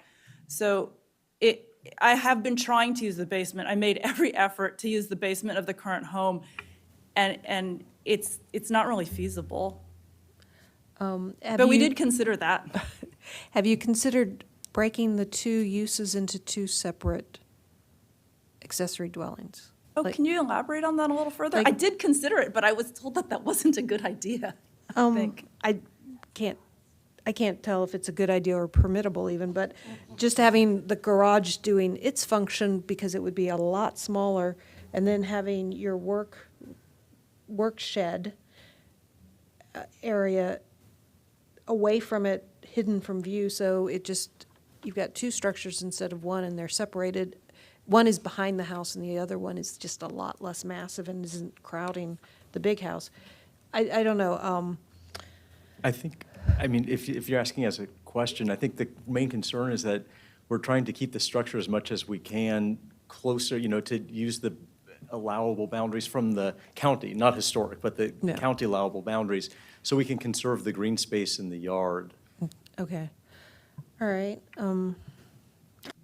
Oh, and with the tree plantings that are supposed to screen this, will you be putting in like mature trees, mature shrubbery? We will put in whatever trees you'd like us to put in. You name it, we'll put it in. Well, it's just that things take a while to grow, so even if you have a fast-growing shrub, it's not going to completely screen the building unless you put in some fairly mature shrubbery, and even then, it's going to take some time. So it will be visible, and it should be an evergreen, or otherwise every winter it's going to lose its leaves. But questions? Any other questions from any other commissioners? No? All right. We are now at the commentary stage. Would anybody like to lead off? Commissioner Haynes. Thank you. Just a few points. The commission looks at each project on an individual basis. We don't necessarily look at precedent, although it's helpful, but we look at each case on an individual merit. I personally don't think it's a problem for the garage to be seen from York Street. I think the real issue here for myself is the massing. I think, and I appreciate doing a lot of home repair myself and having table saws and chop saws and things like that. Unfortunately, I only have a one-car garage and I can barely fit it in there. But I think the width is too close. It's too wide. It's too close to the main house. I think the facade facing the yard with the shed dormer certainly competes, if not overwhelms, the part of the house with the bay window.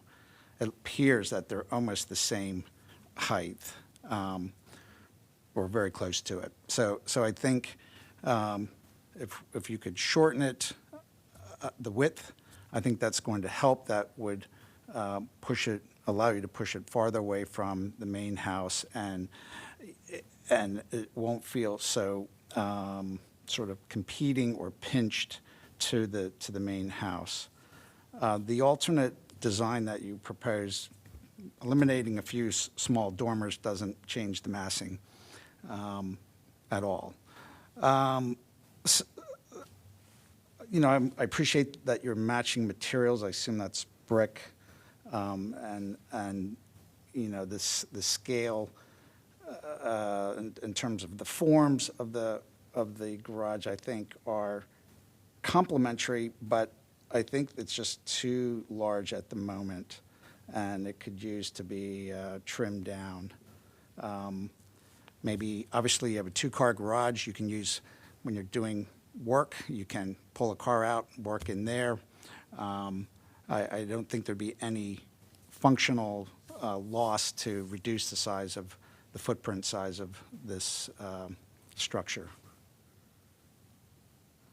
Otherwise, I'm generally in favor of the placement. We have to have access off York Road. I think that's fine. I don't mind that we see it from the view from Hamden Lane, although, again, whether it's screened or not, I think it's a large structure and does overwhelm the backyard and will overwhelm the backyard and certainly competes with the main house. Thank you. Commissioner Radu? I agree with Commissioner Haynes. I actually think the location, I'm in favor of the location, and I'm looking at the Google Maps. I didn't get a chance to drive by your property, but I'm looking at Google Maps, and as you pointed out, this is a dead-end, York is a dead-end street, so, and as I think staff mentioned, that this is at the end of the historic district. So with those two in mind, I'm a little more, I would be a little more lenient on reviewing it. But it does seem a little large. So if you could reduce it, because I am concerned about this, that section of the house being almost the same height and volume as the proposed addition. Any other comments? Commissioner Pelletier. Thank you.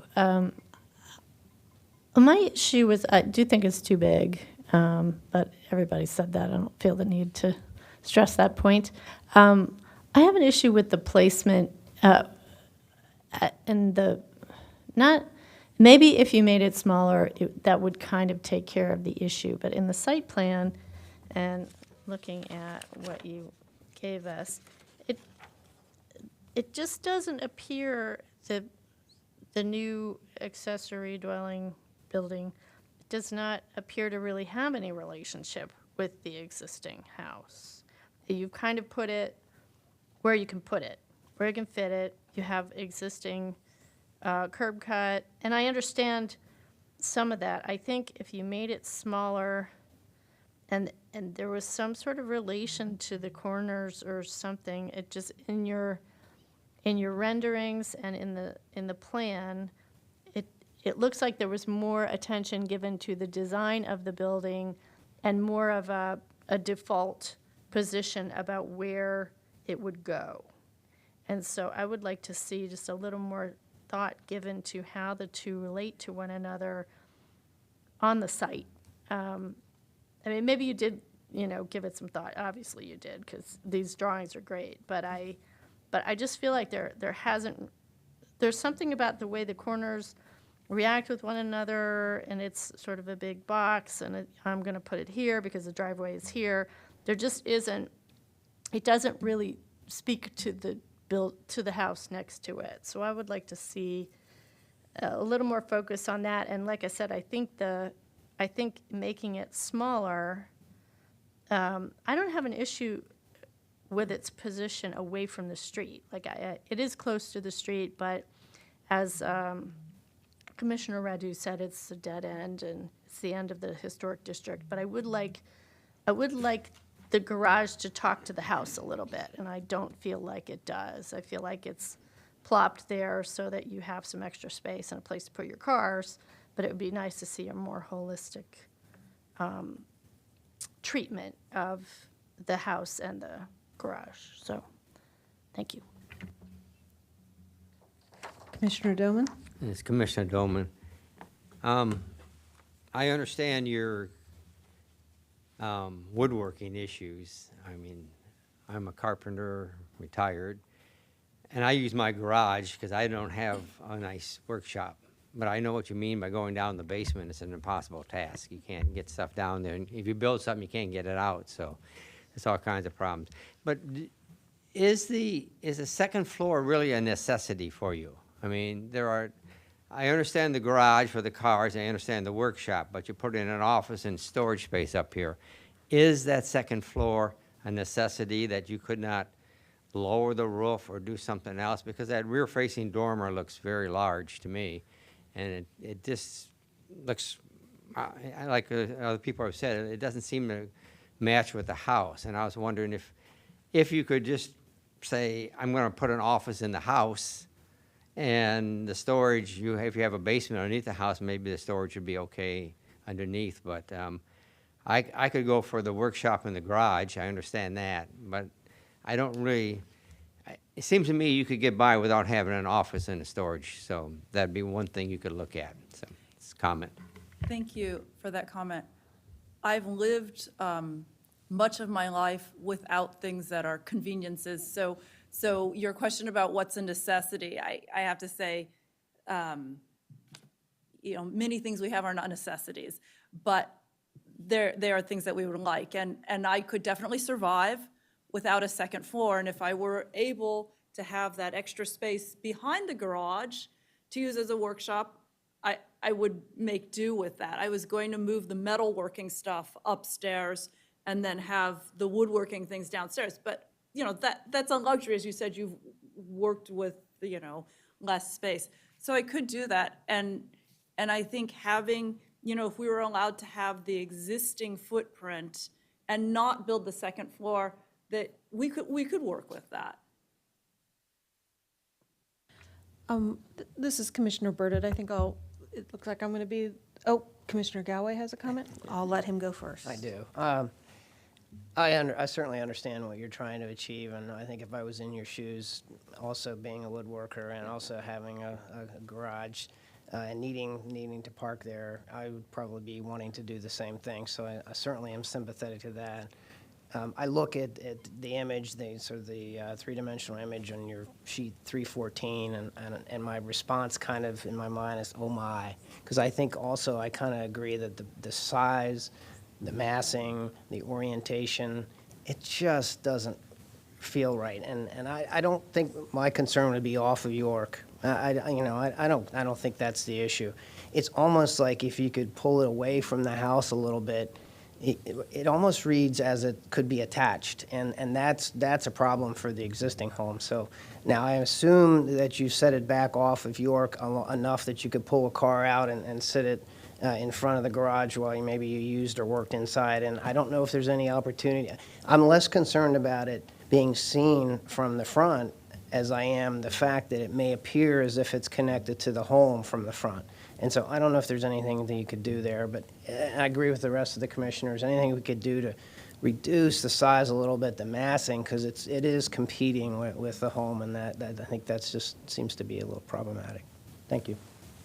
Could we ask you, do you have thoughts about the orientation or ways to make it more holistic? You had mentioned that, like, do you, I know that's not your job to do that, but I was just wondering if you had any ideas. I think actually Commissioner Radu may have a thought on that.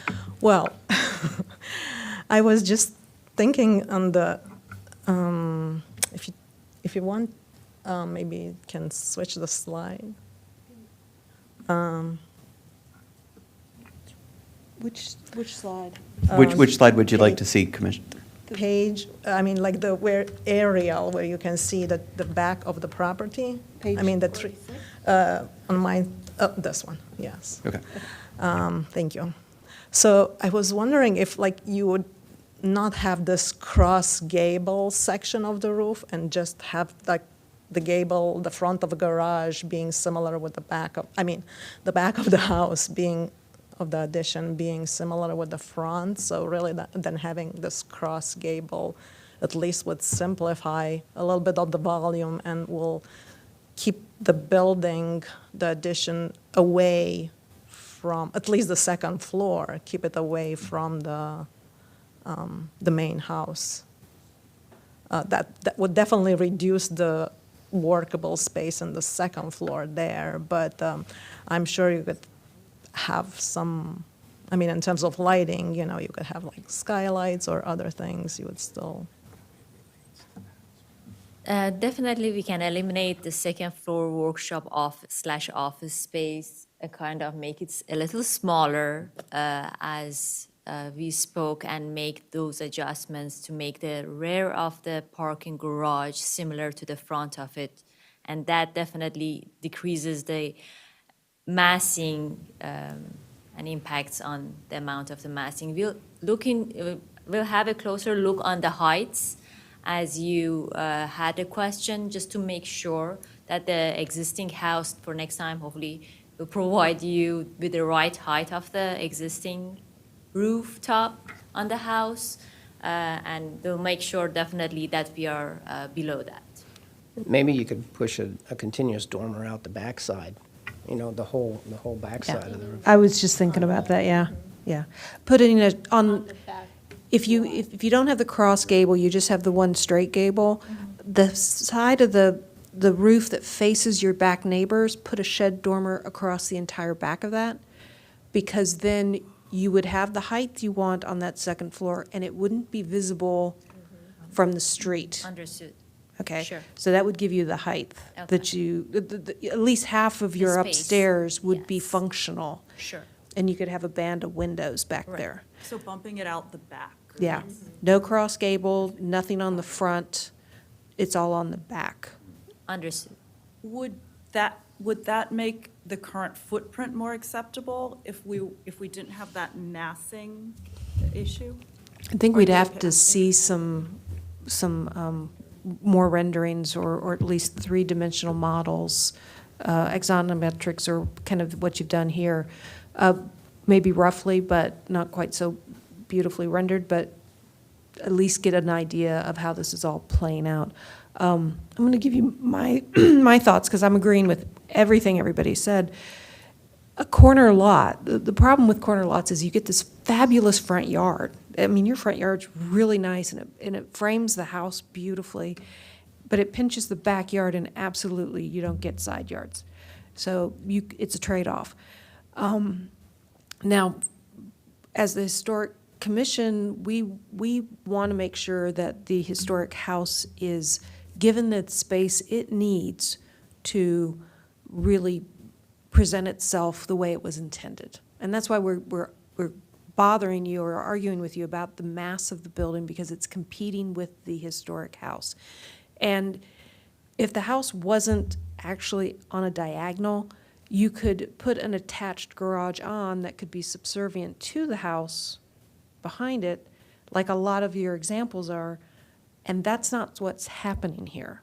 And that's the problem you're having and we're having with it, is you are building something that's almost as big as your house and plopping it right beside it, close enough that you could literally throw a ball out one window and hit the side of your house, and that's too close with it not being attached. And it being at an angle makes it even worse.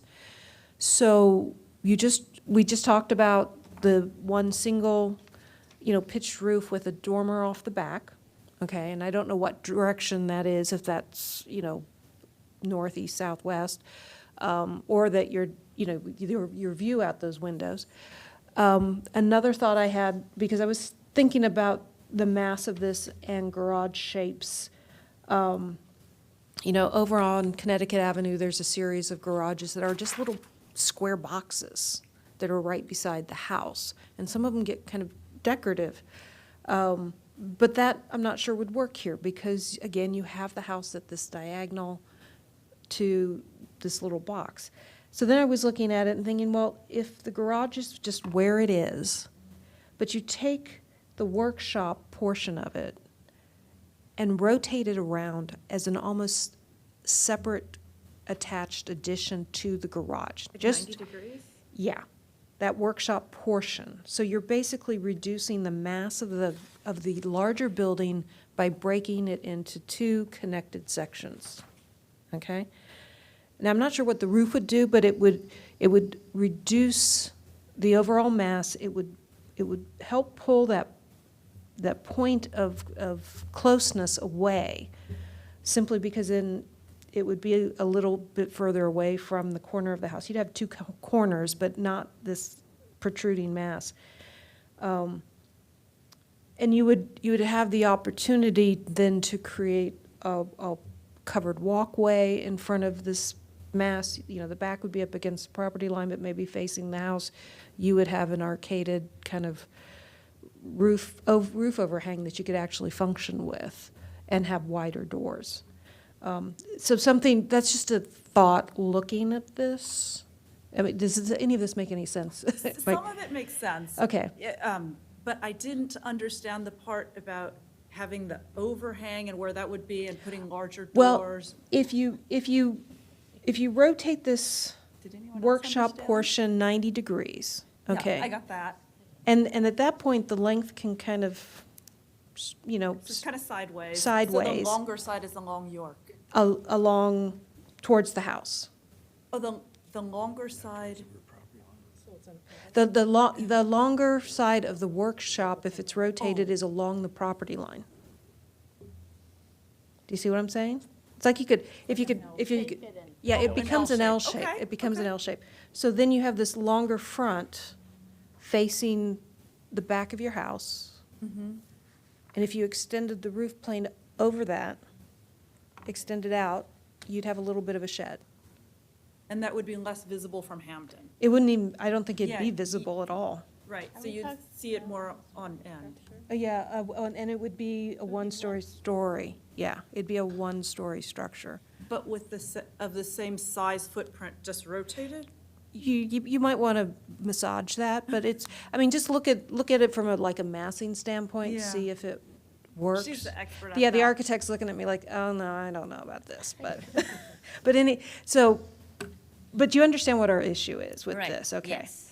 So the mass, the footprint and the mass of this garage workshop structure has to be minimized in some manner so it is no longer competing with the house. And if that's in square footage, if it's in the roof, not having a full second floor up there, but just having a roof line, definitely I think the cross gable is not working. I think you've got another option there with a shed dormer off the back.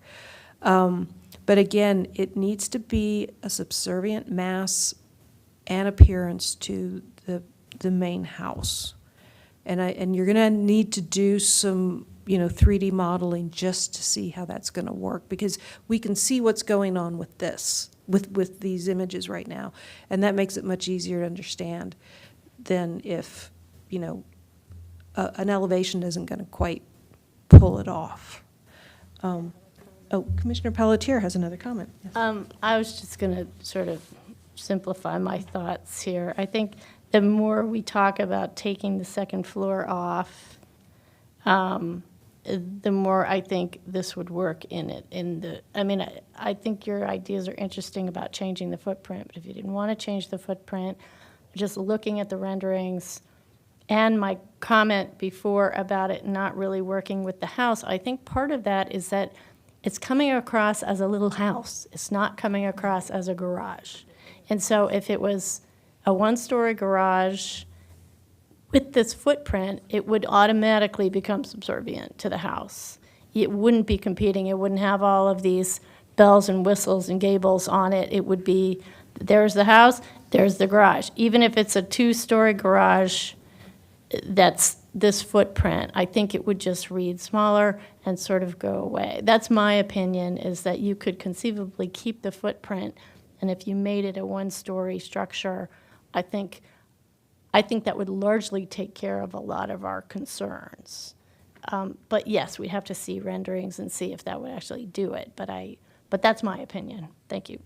Okay, thanks, that's helpful. All right, I think if we've belabored this enough, we've given you our opinion, and the staff will talk with you about, they'll take all these comments down and give them to you and talk with you about how to move forward. And we hope that between you and the staff that you can come up with something that will come back to us as an approvable HOP. But thank you for your time and for an interesting project and conversation tonight. Thank you. Thanks very much for Thank your you. time. Really appreciate it. Okay, we're moving on to our second preliminary, 3B at 7300 Holly Avenue, Tacoma Park. And if those applicants could come forward, we'll get the staff report as well.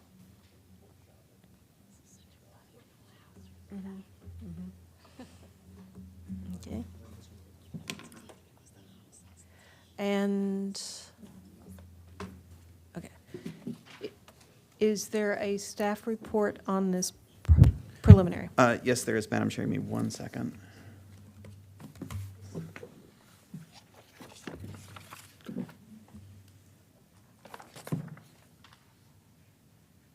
Well, oh, there we go.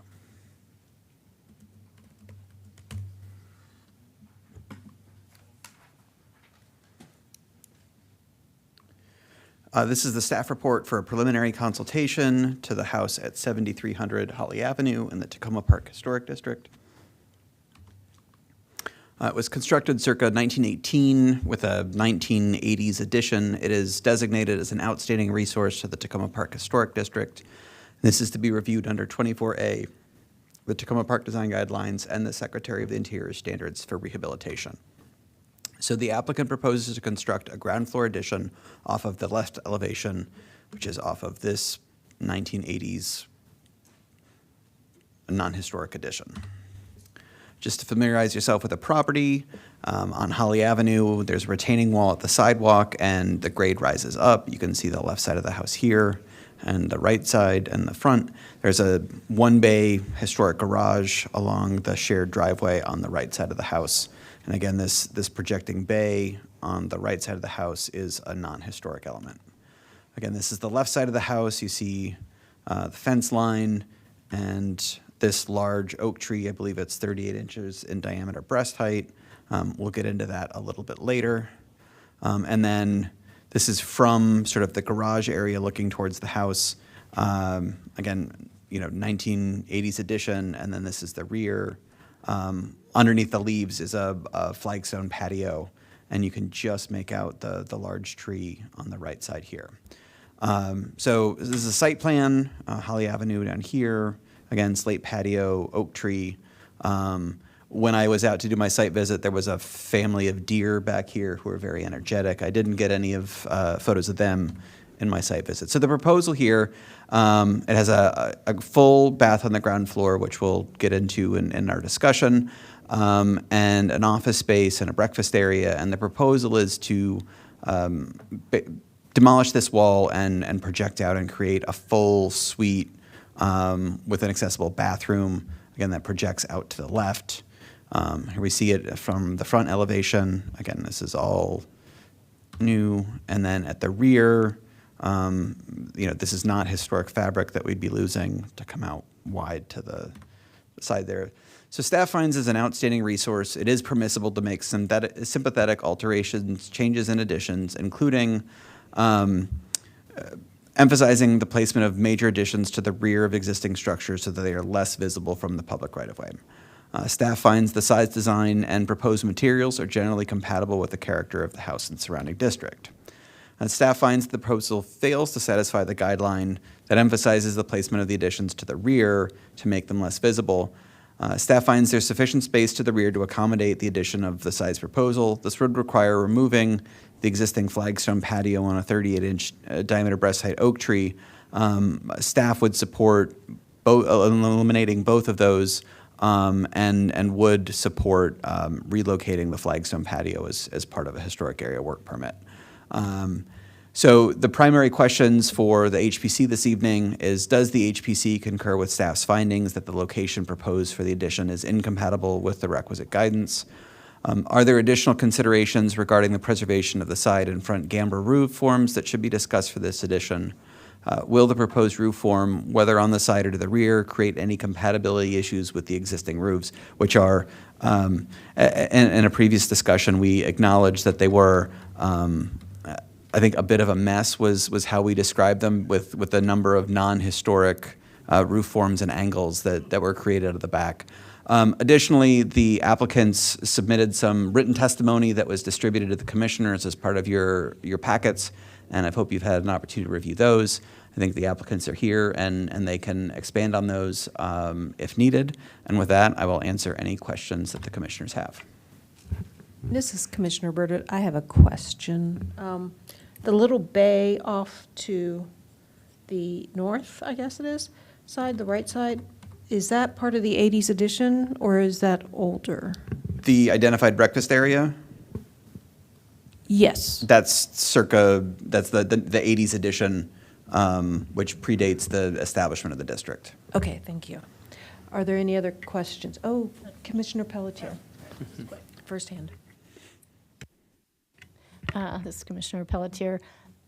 Just for my own, I'm assuming that the original house ends at the dining room and kitchen. We know that for sure. I've pulled the Sanborn maps, and that looks to be the approximate termination of the rear. There was in the Sanborns, they show a partial width one-story porch off the rear, and that looks to be in the approximate location there. Based on the Sanborns, that is the rear wall plane of the historic house. Okay. Just the separation between the house and the garage looked to be appropriate. Okay, so the addition is adding on to an 80s addition, basically. Correct. Okay. Okay, thanks. Commissioner Doman, did you have? Yes, thank you. This is Commissioner Doman. I have to ask, the letter from the applicant identified a family need for this particular addition to be put onto the house. And based upon criteria that we have in front of us and based upon our staff's recommendations, it appears as if it's not acceptable. But my question would be to staff, is there such a thing as a hardship exemption for some of these regulations? I vaguely remember that we had some financial exemptions on some window replacements, and I was wondering if an exemption from this criteria would be something that we could consider. So I believe it's 24A8B4, and I'm sorry that didn't make it into the staff report in its entirety, and I can pull that up for you shortly. But it says effectively that homeowners should not be denied reasonable use of their property. So that is broadly worded for a reason. Staff takes no position in a preliminary consultation as to whether or not that should be applied to the subject property. That is a finding of fact for the commissioners. Staff doesn't find that constitutes a hardship because that's typically an economic provision. And while staff recognizes that constructing an addition off the rear of the property would be more complicated and more costly because of the additional site work and the tree removal, typically there needs to be a demonstrated hardship. In most instances where we've applied that, which have been very rare, it's a sort of, well, you need to show us your books and demonstrate that that qualifies as a hardship. So there are additional provisions that would allow the HPC to otherwise find that the house is, that the proposal is not compatible with the historic character of the house, but is otherwise acceptable. So if you'll give me a minute and you want to ask any other questions in the interim, I will pull up the exact wording and share that with the commission. I appreciate your input. Thank you. Any other, Commissioner Galway? Staff mentioned relocating existing pavers. Is there any historic significance to that, and was that in? No, that's a non-historic alteration to the hardscape. All right, thanks. This is Commissioner Burdett. Removing the 30-inch tree, Tacoma's rather particular about their tree protection. Is that, would it be acceptable from the Tacoma arborist point of view? Is the tree in decent shape? Is it? Well, that was not a proposal that was presented to the arborist, so they've made no finding about that tree. That would require a different analysis by the arborist. And again, that would require additional planting on site or fee in lieu as mitigation to accommodate for the loss of the tree if it were to be approved. But there are trees that are being taken out, correct? 3 trees? There were 3 trees that were approved as part of a HOP that the HPC reviewed and approved earlier today as part of the site work associated with the retaining wall. Okay. So Commissioner Doman, just to answer your question, 24A8B5 states the proposal is necessary in order that the owner of the subject property not be deprived of reasonable use of the property or suffer undue hardship. Thank you. Commissioner Radu? This might be for the owner, but do you know if, I mean, how steep the site? It seems like it goes up, so extending the addition to the back, as the guidelines might suggest, is that feasible? Well, so to answer the first part of your question, yes, it does gently slope up towards the rear. We don't have a full topo survey of the site, but as to the feasibility of constructing it, that's a question better directed at the applicants. Thank you. Are there any more questions for staff? If not, then we would invite the applicants to prepare or to present their presentation. Fernando Anguilla, the agent, and if you all will identify yourselves, make sure the mics are on, and your relationship to the project, that would be helpful. Hi, I'm Megan Roberts. I'm one of the applicants. Patrick Roberts, one of the applicants. Okay. Gil Cohen, contractor. Israel Sa, contractor. Thank you. And you'll have 7 minutes to make a presentation if you like, or we can just answer, you can answer questions. So what would you like to do? I have a few comments that I'd like to Okay, provide. Thank certainly. you. So first of all, I just want to thank all of you so much, thank the commission and thank the planning staff. We really appreciate the opportunity to discuss both of the proposed updates on this property and the time and consideration that have gone into reviewing these permit applications. And thanks to the planning staff, particularly to Dan, for talking through with our team the considerations and for sharing with us the relevant standards and guidelines, which we've reviewed closely. I believe commission members have received an email that I shared with Dan. That email was prepared before the staff report, so was not responding to the staff report, the staff report's contents. I don't want to repeat anything that's already been discussed here, so I just want to make 3 points reflecting both our application and reflecting on the staff report. First of all, this proposed addition would not be highly visible from the street. This is a modest addition to a long and narrow home. The addition would be about 85 feet back from the street and 14 feet above street elevation. So it would not be highly visible. It would not have a significant effect on the streetscape. We're not talking about building a skyscraper or an addition that doubles the size of the house. It's one room. It's not a major addition, so I think that's also relevant for when we're reviewing, the guidelines and the standards that apply here. Second of all, the proposed addition was designed with the architectural structure and historic nature of the home in mind. We believe the proposal is compatible with the architectural style of the home, does not substantially alter its exterior features. We note that although the Secretary of Interior standards emphasize the value in placing additions on the rear of the home, from my reading and from our reading, it does not exclude weighing this emphasis against standards considerations that are specific to the property, such as the one I noted in my first point. We don't plan to replace any additional windows or architectures. This proposed addition, as was discussed, built on a non-historic previous addition.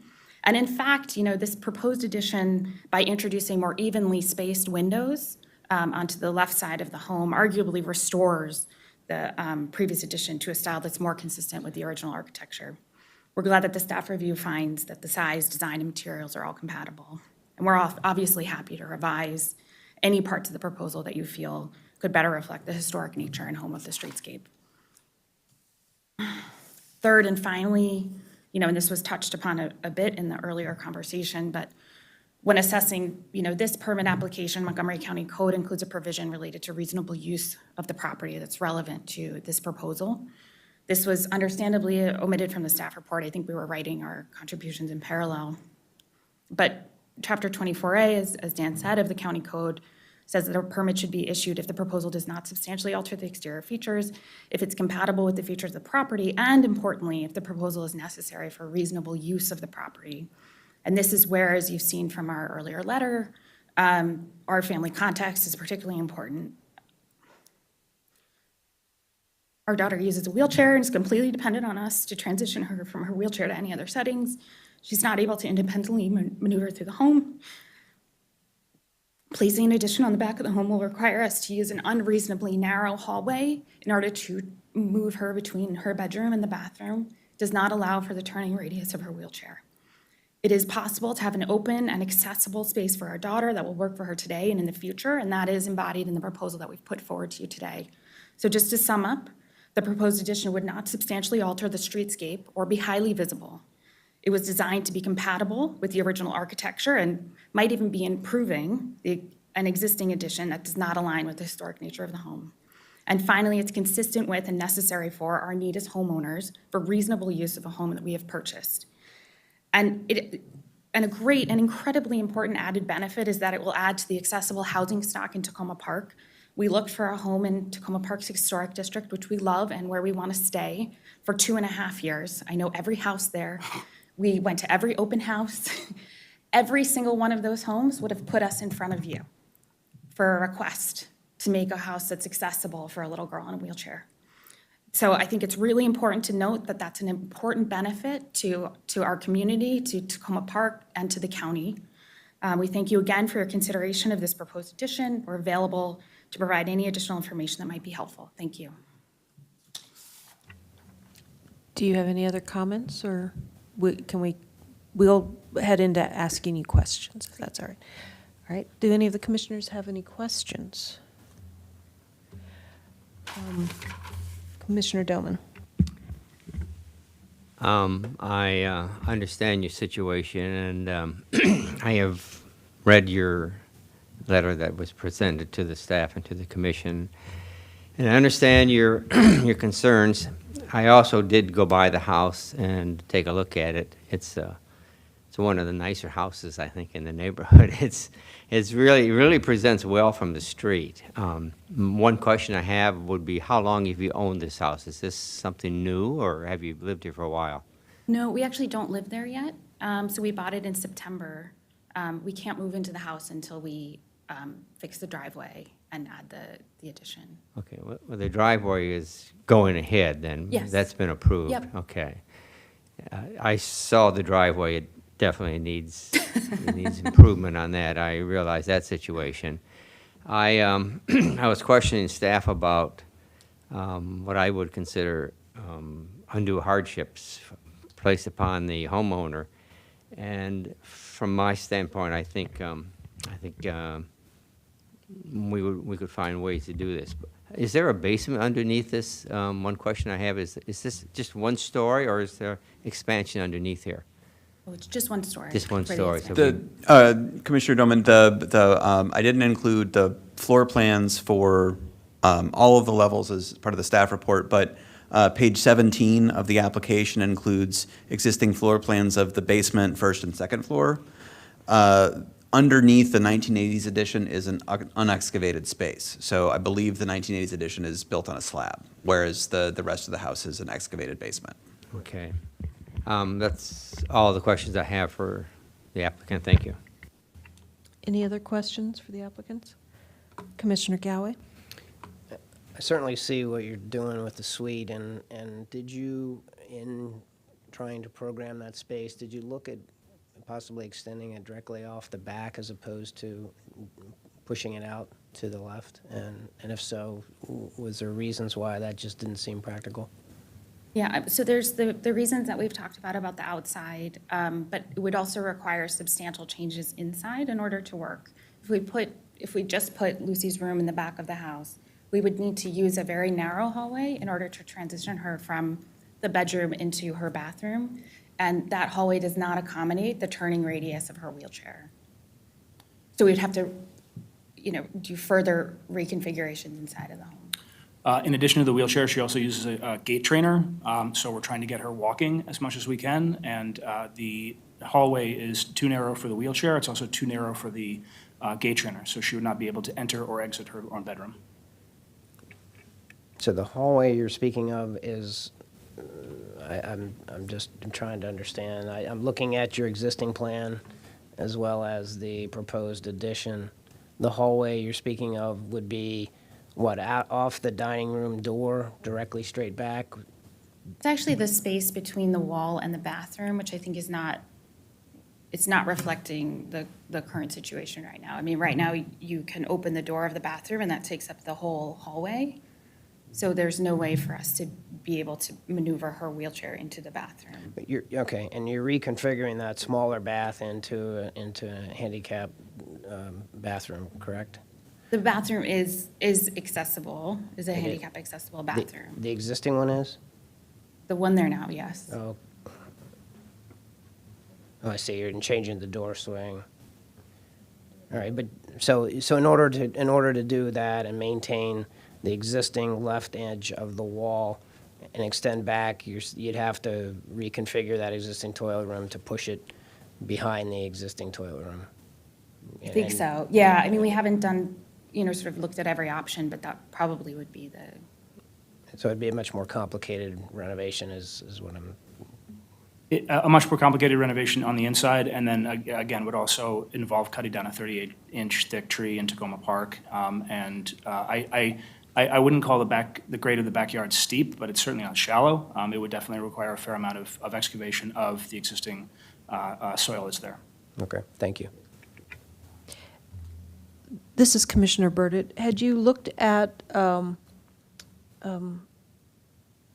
combining your dining room and kitchen into a great room that seems to be so popular right now, where the kitchen and the dining room is one large area with an island, and it's a big open space, which would then allow you to convert the breakfast room into the bedroom, the suite?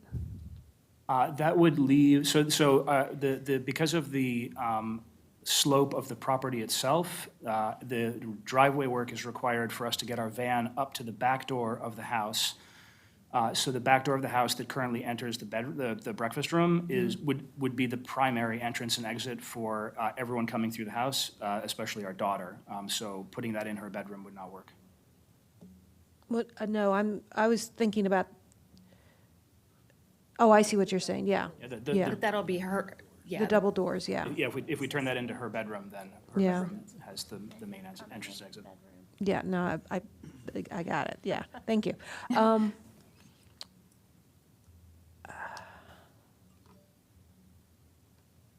Okay, do we have any more questions? Okay, then we're going to move into basically comments from the commissioners about this plan. Would anybody like to start? Commissioner Haynes. Thank you.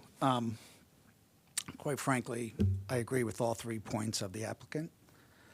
I think the addition as planned is well set back from the street, 85 feet. And the fact that the grade rises up, I think it's not affecting, certainly not affecting the streetscape or the neighborhood feel from the sidewalk. I think preserving the tree in the back is worthwhile, assuming that it's healthy. I would not want to see that tree taken down, as that is a character-defining feature of Tacoma Park and the streetscape, so I value the tree. I think this, from a planning perspective, makes sense for them functionally. I also feel that the roof line as a one-story addition with a hipped roof doesn't compete with the historic resource. I don't know that there is another roof form that would be better. There is certainly hip roofs on the house, whether it's the original house or the 80s addition. And so I really would support this application as designed, with the exception that the 2 windows on the proposed left side are not centered. They are in plan, so please correct that. But otherwise, I don't think that, while we prefer to have additions off the back, this is one case where I would make the exception that it is in the right place. Functionally, it doesn't impact the historic resource, and it doesn't impact the streetscape, in my opinion, given the distance from the street. Thank you. Commissioner Radu? I agree with Commissioner Haynes. He got first, but I wanted to say the same things.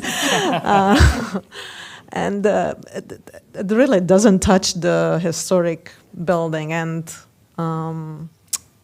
it is, when you look even at the elevation, I mean, it's really like this, it's very small. And I was just looking at the size of the house. I mean, you do have a small house. I mean, we were just talking for the other preliminary about just an addition that's larger than your whole house. So that, just to put it in perspective. So I would support the project as is.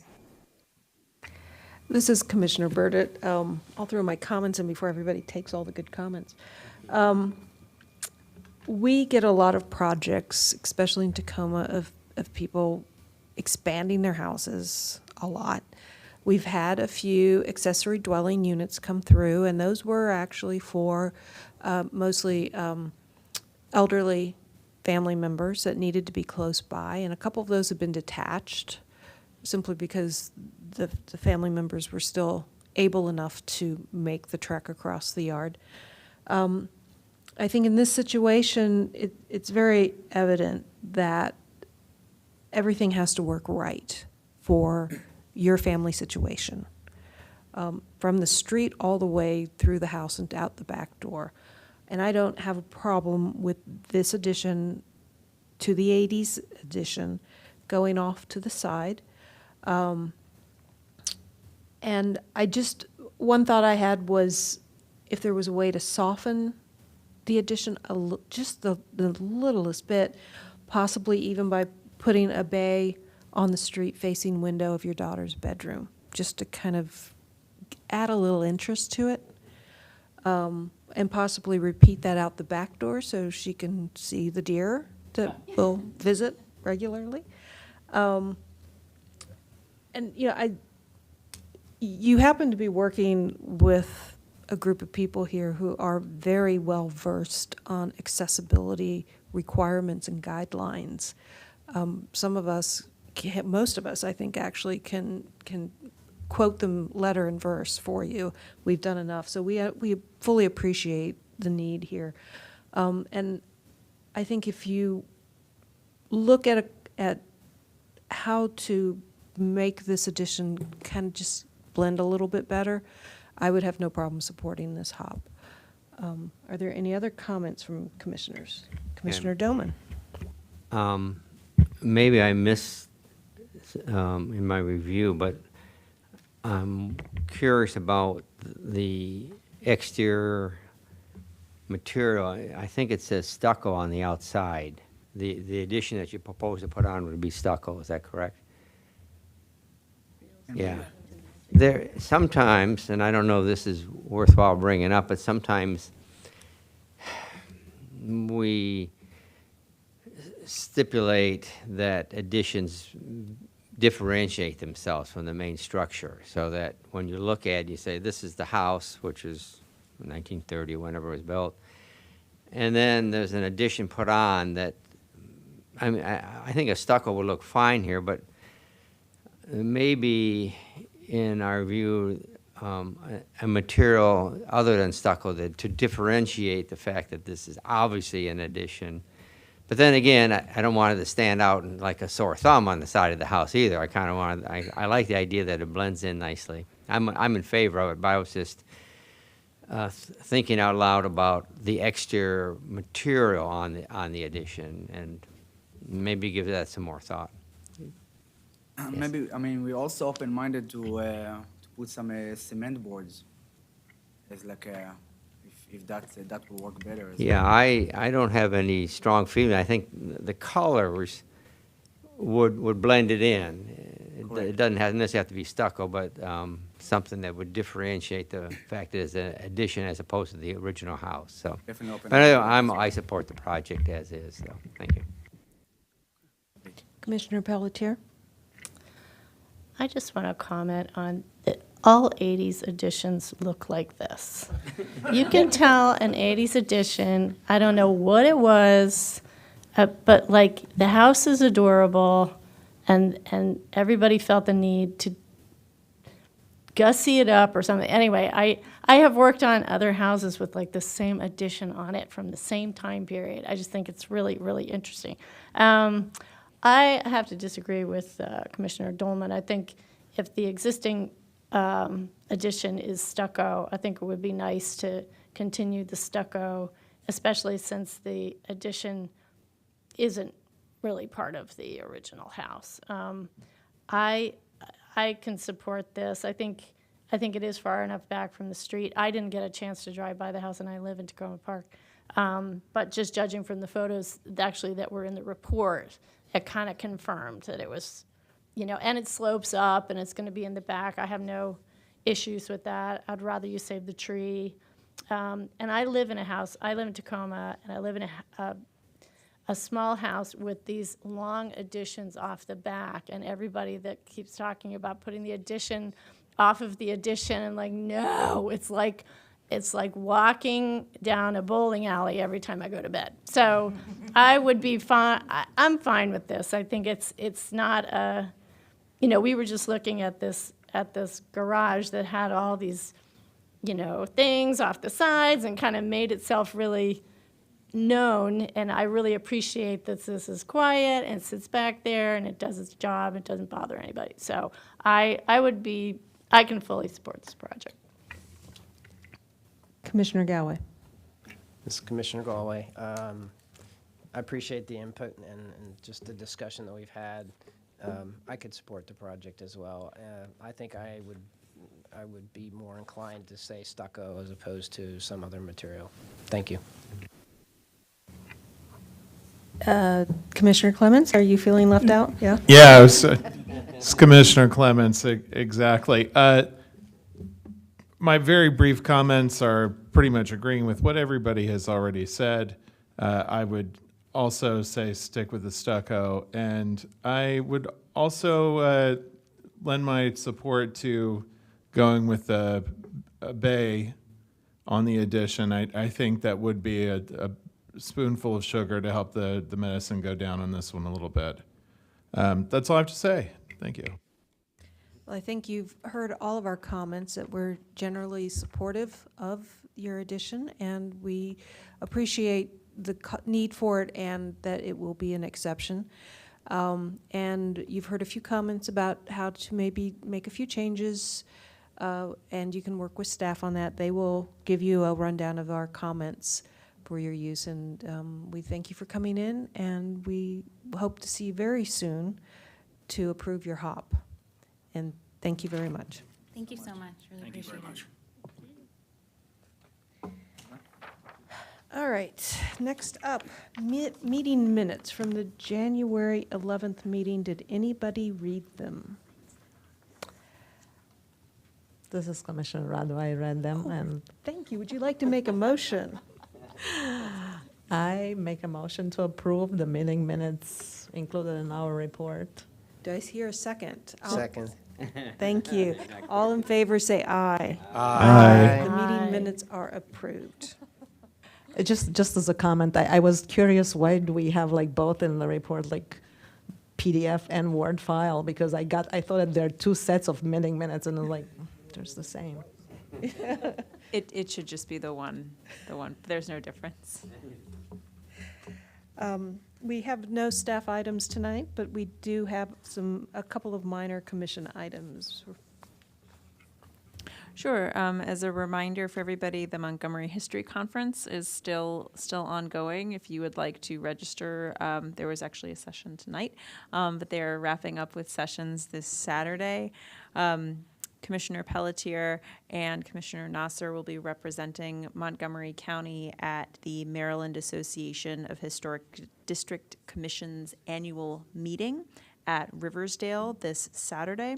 Also, as a reminder for our February meeting dates, in addition to our 2 regular public hearings, we will also be having the Commission's winter retreat on Wednesday evening, February the 15th, and a separate invitation will be coming for that meeting. Also in February on the, look up, the February 23rd Planning Board meeting will have the Edward U. Taylor School and the Wellers Dry Cleaning Master Plan Amendment Public Hearing and Work Session. So the Master Plan Amendment has been advertised. The paper copies have been distributed to the County Council and the Executive, the libraries, and the civic associations. The documents are available on our Historic Preservation website. John and I will be presenting, and the Planning Board will be receiving public testimony at that hearing and then making their decision about the Master Plan Amendment to be transmitted to the Council. So I'll work with the Vice Chair and the Chair to see who will be attending to represent the Commission. Is the sign-up page live yet? It should be, yes. The sign-up page should be live on the Planning Board's website for those who do want to sign up to testify. Is it possible that both the chair and the vice chair could attend and each one represent something different? Well, Or- someone needs to represent the Historic Preservation Commission. Commission, okay. Both projects, though. Well, it is one master plan amendment for 2 proj- properties. Oh, how nice. I like the strategy of that one. Yes. It is February the 23rd, Thursday morning at 10 a.m., and that time will not change once we advertise a date and a time for the public hearing and work session for a master plan amendment. It doesn't get moved around on the calendar for that day. That used to be pretty typical in the past, that we would bring forward master plan amendments for multiple properties. We just haven't done that in a while. Yes, it is here.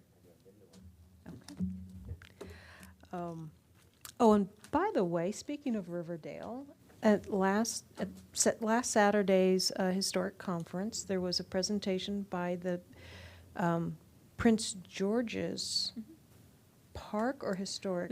Was it Stephanie Sperling? Yes, who it was. presented? Yes, she's with the commission with the Prince George's Parks side. Parks, yeah. And they were doing a presentation of, I believe it was hearing the enslaved and the different programs they have related to that concept. But they also presented their historic properties, had very nice, lovely photographs. One of them was Riverdale, and I had never, being among, being a Moco County girl, I don't know PG County. Not a Marylander, not a University of Maryland. So interesting. The things you learn. I've always wanted to go in the house. It is a wonderful, wonderful property. I did a work session there for another MAHGC meeting once, and it's wonderful. You'll have a great time. Yeah, I've never been inside the house. I've only sort of cruised around the property. Mhm. It looks really cool. Well, thank you for representing us. And if that's all, That's everything. then the meeting is adjourned.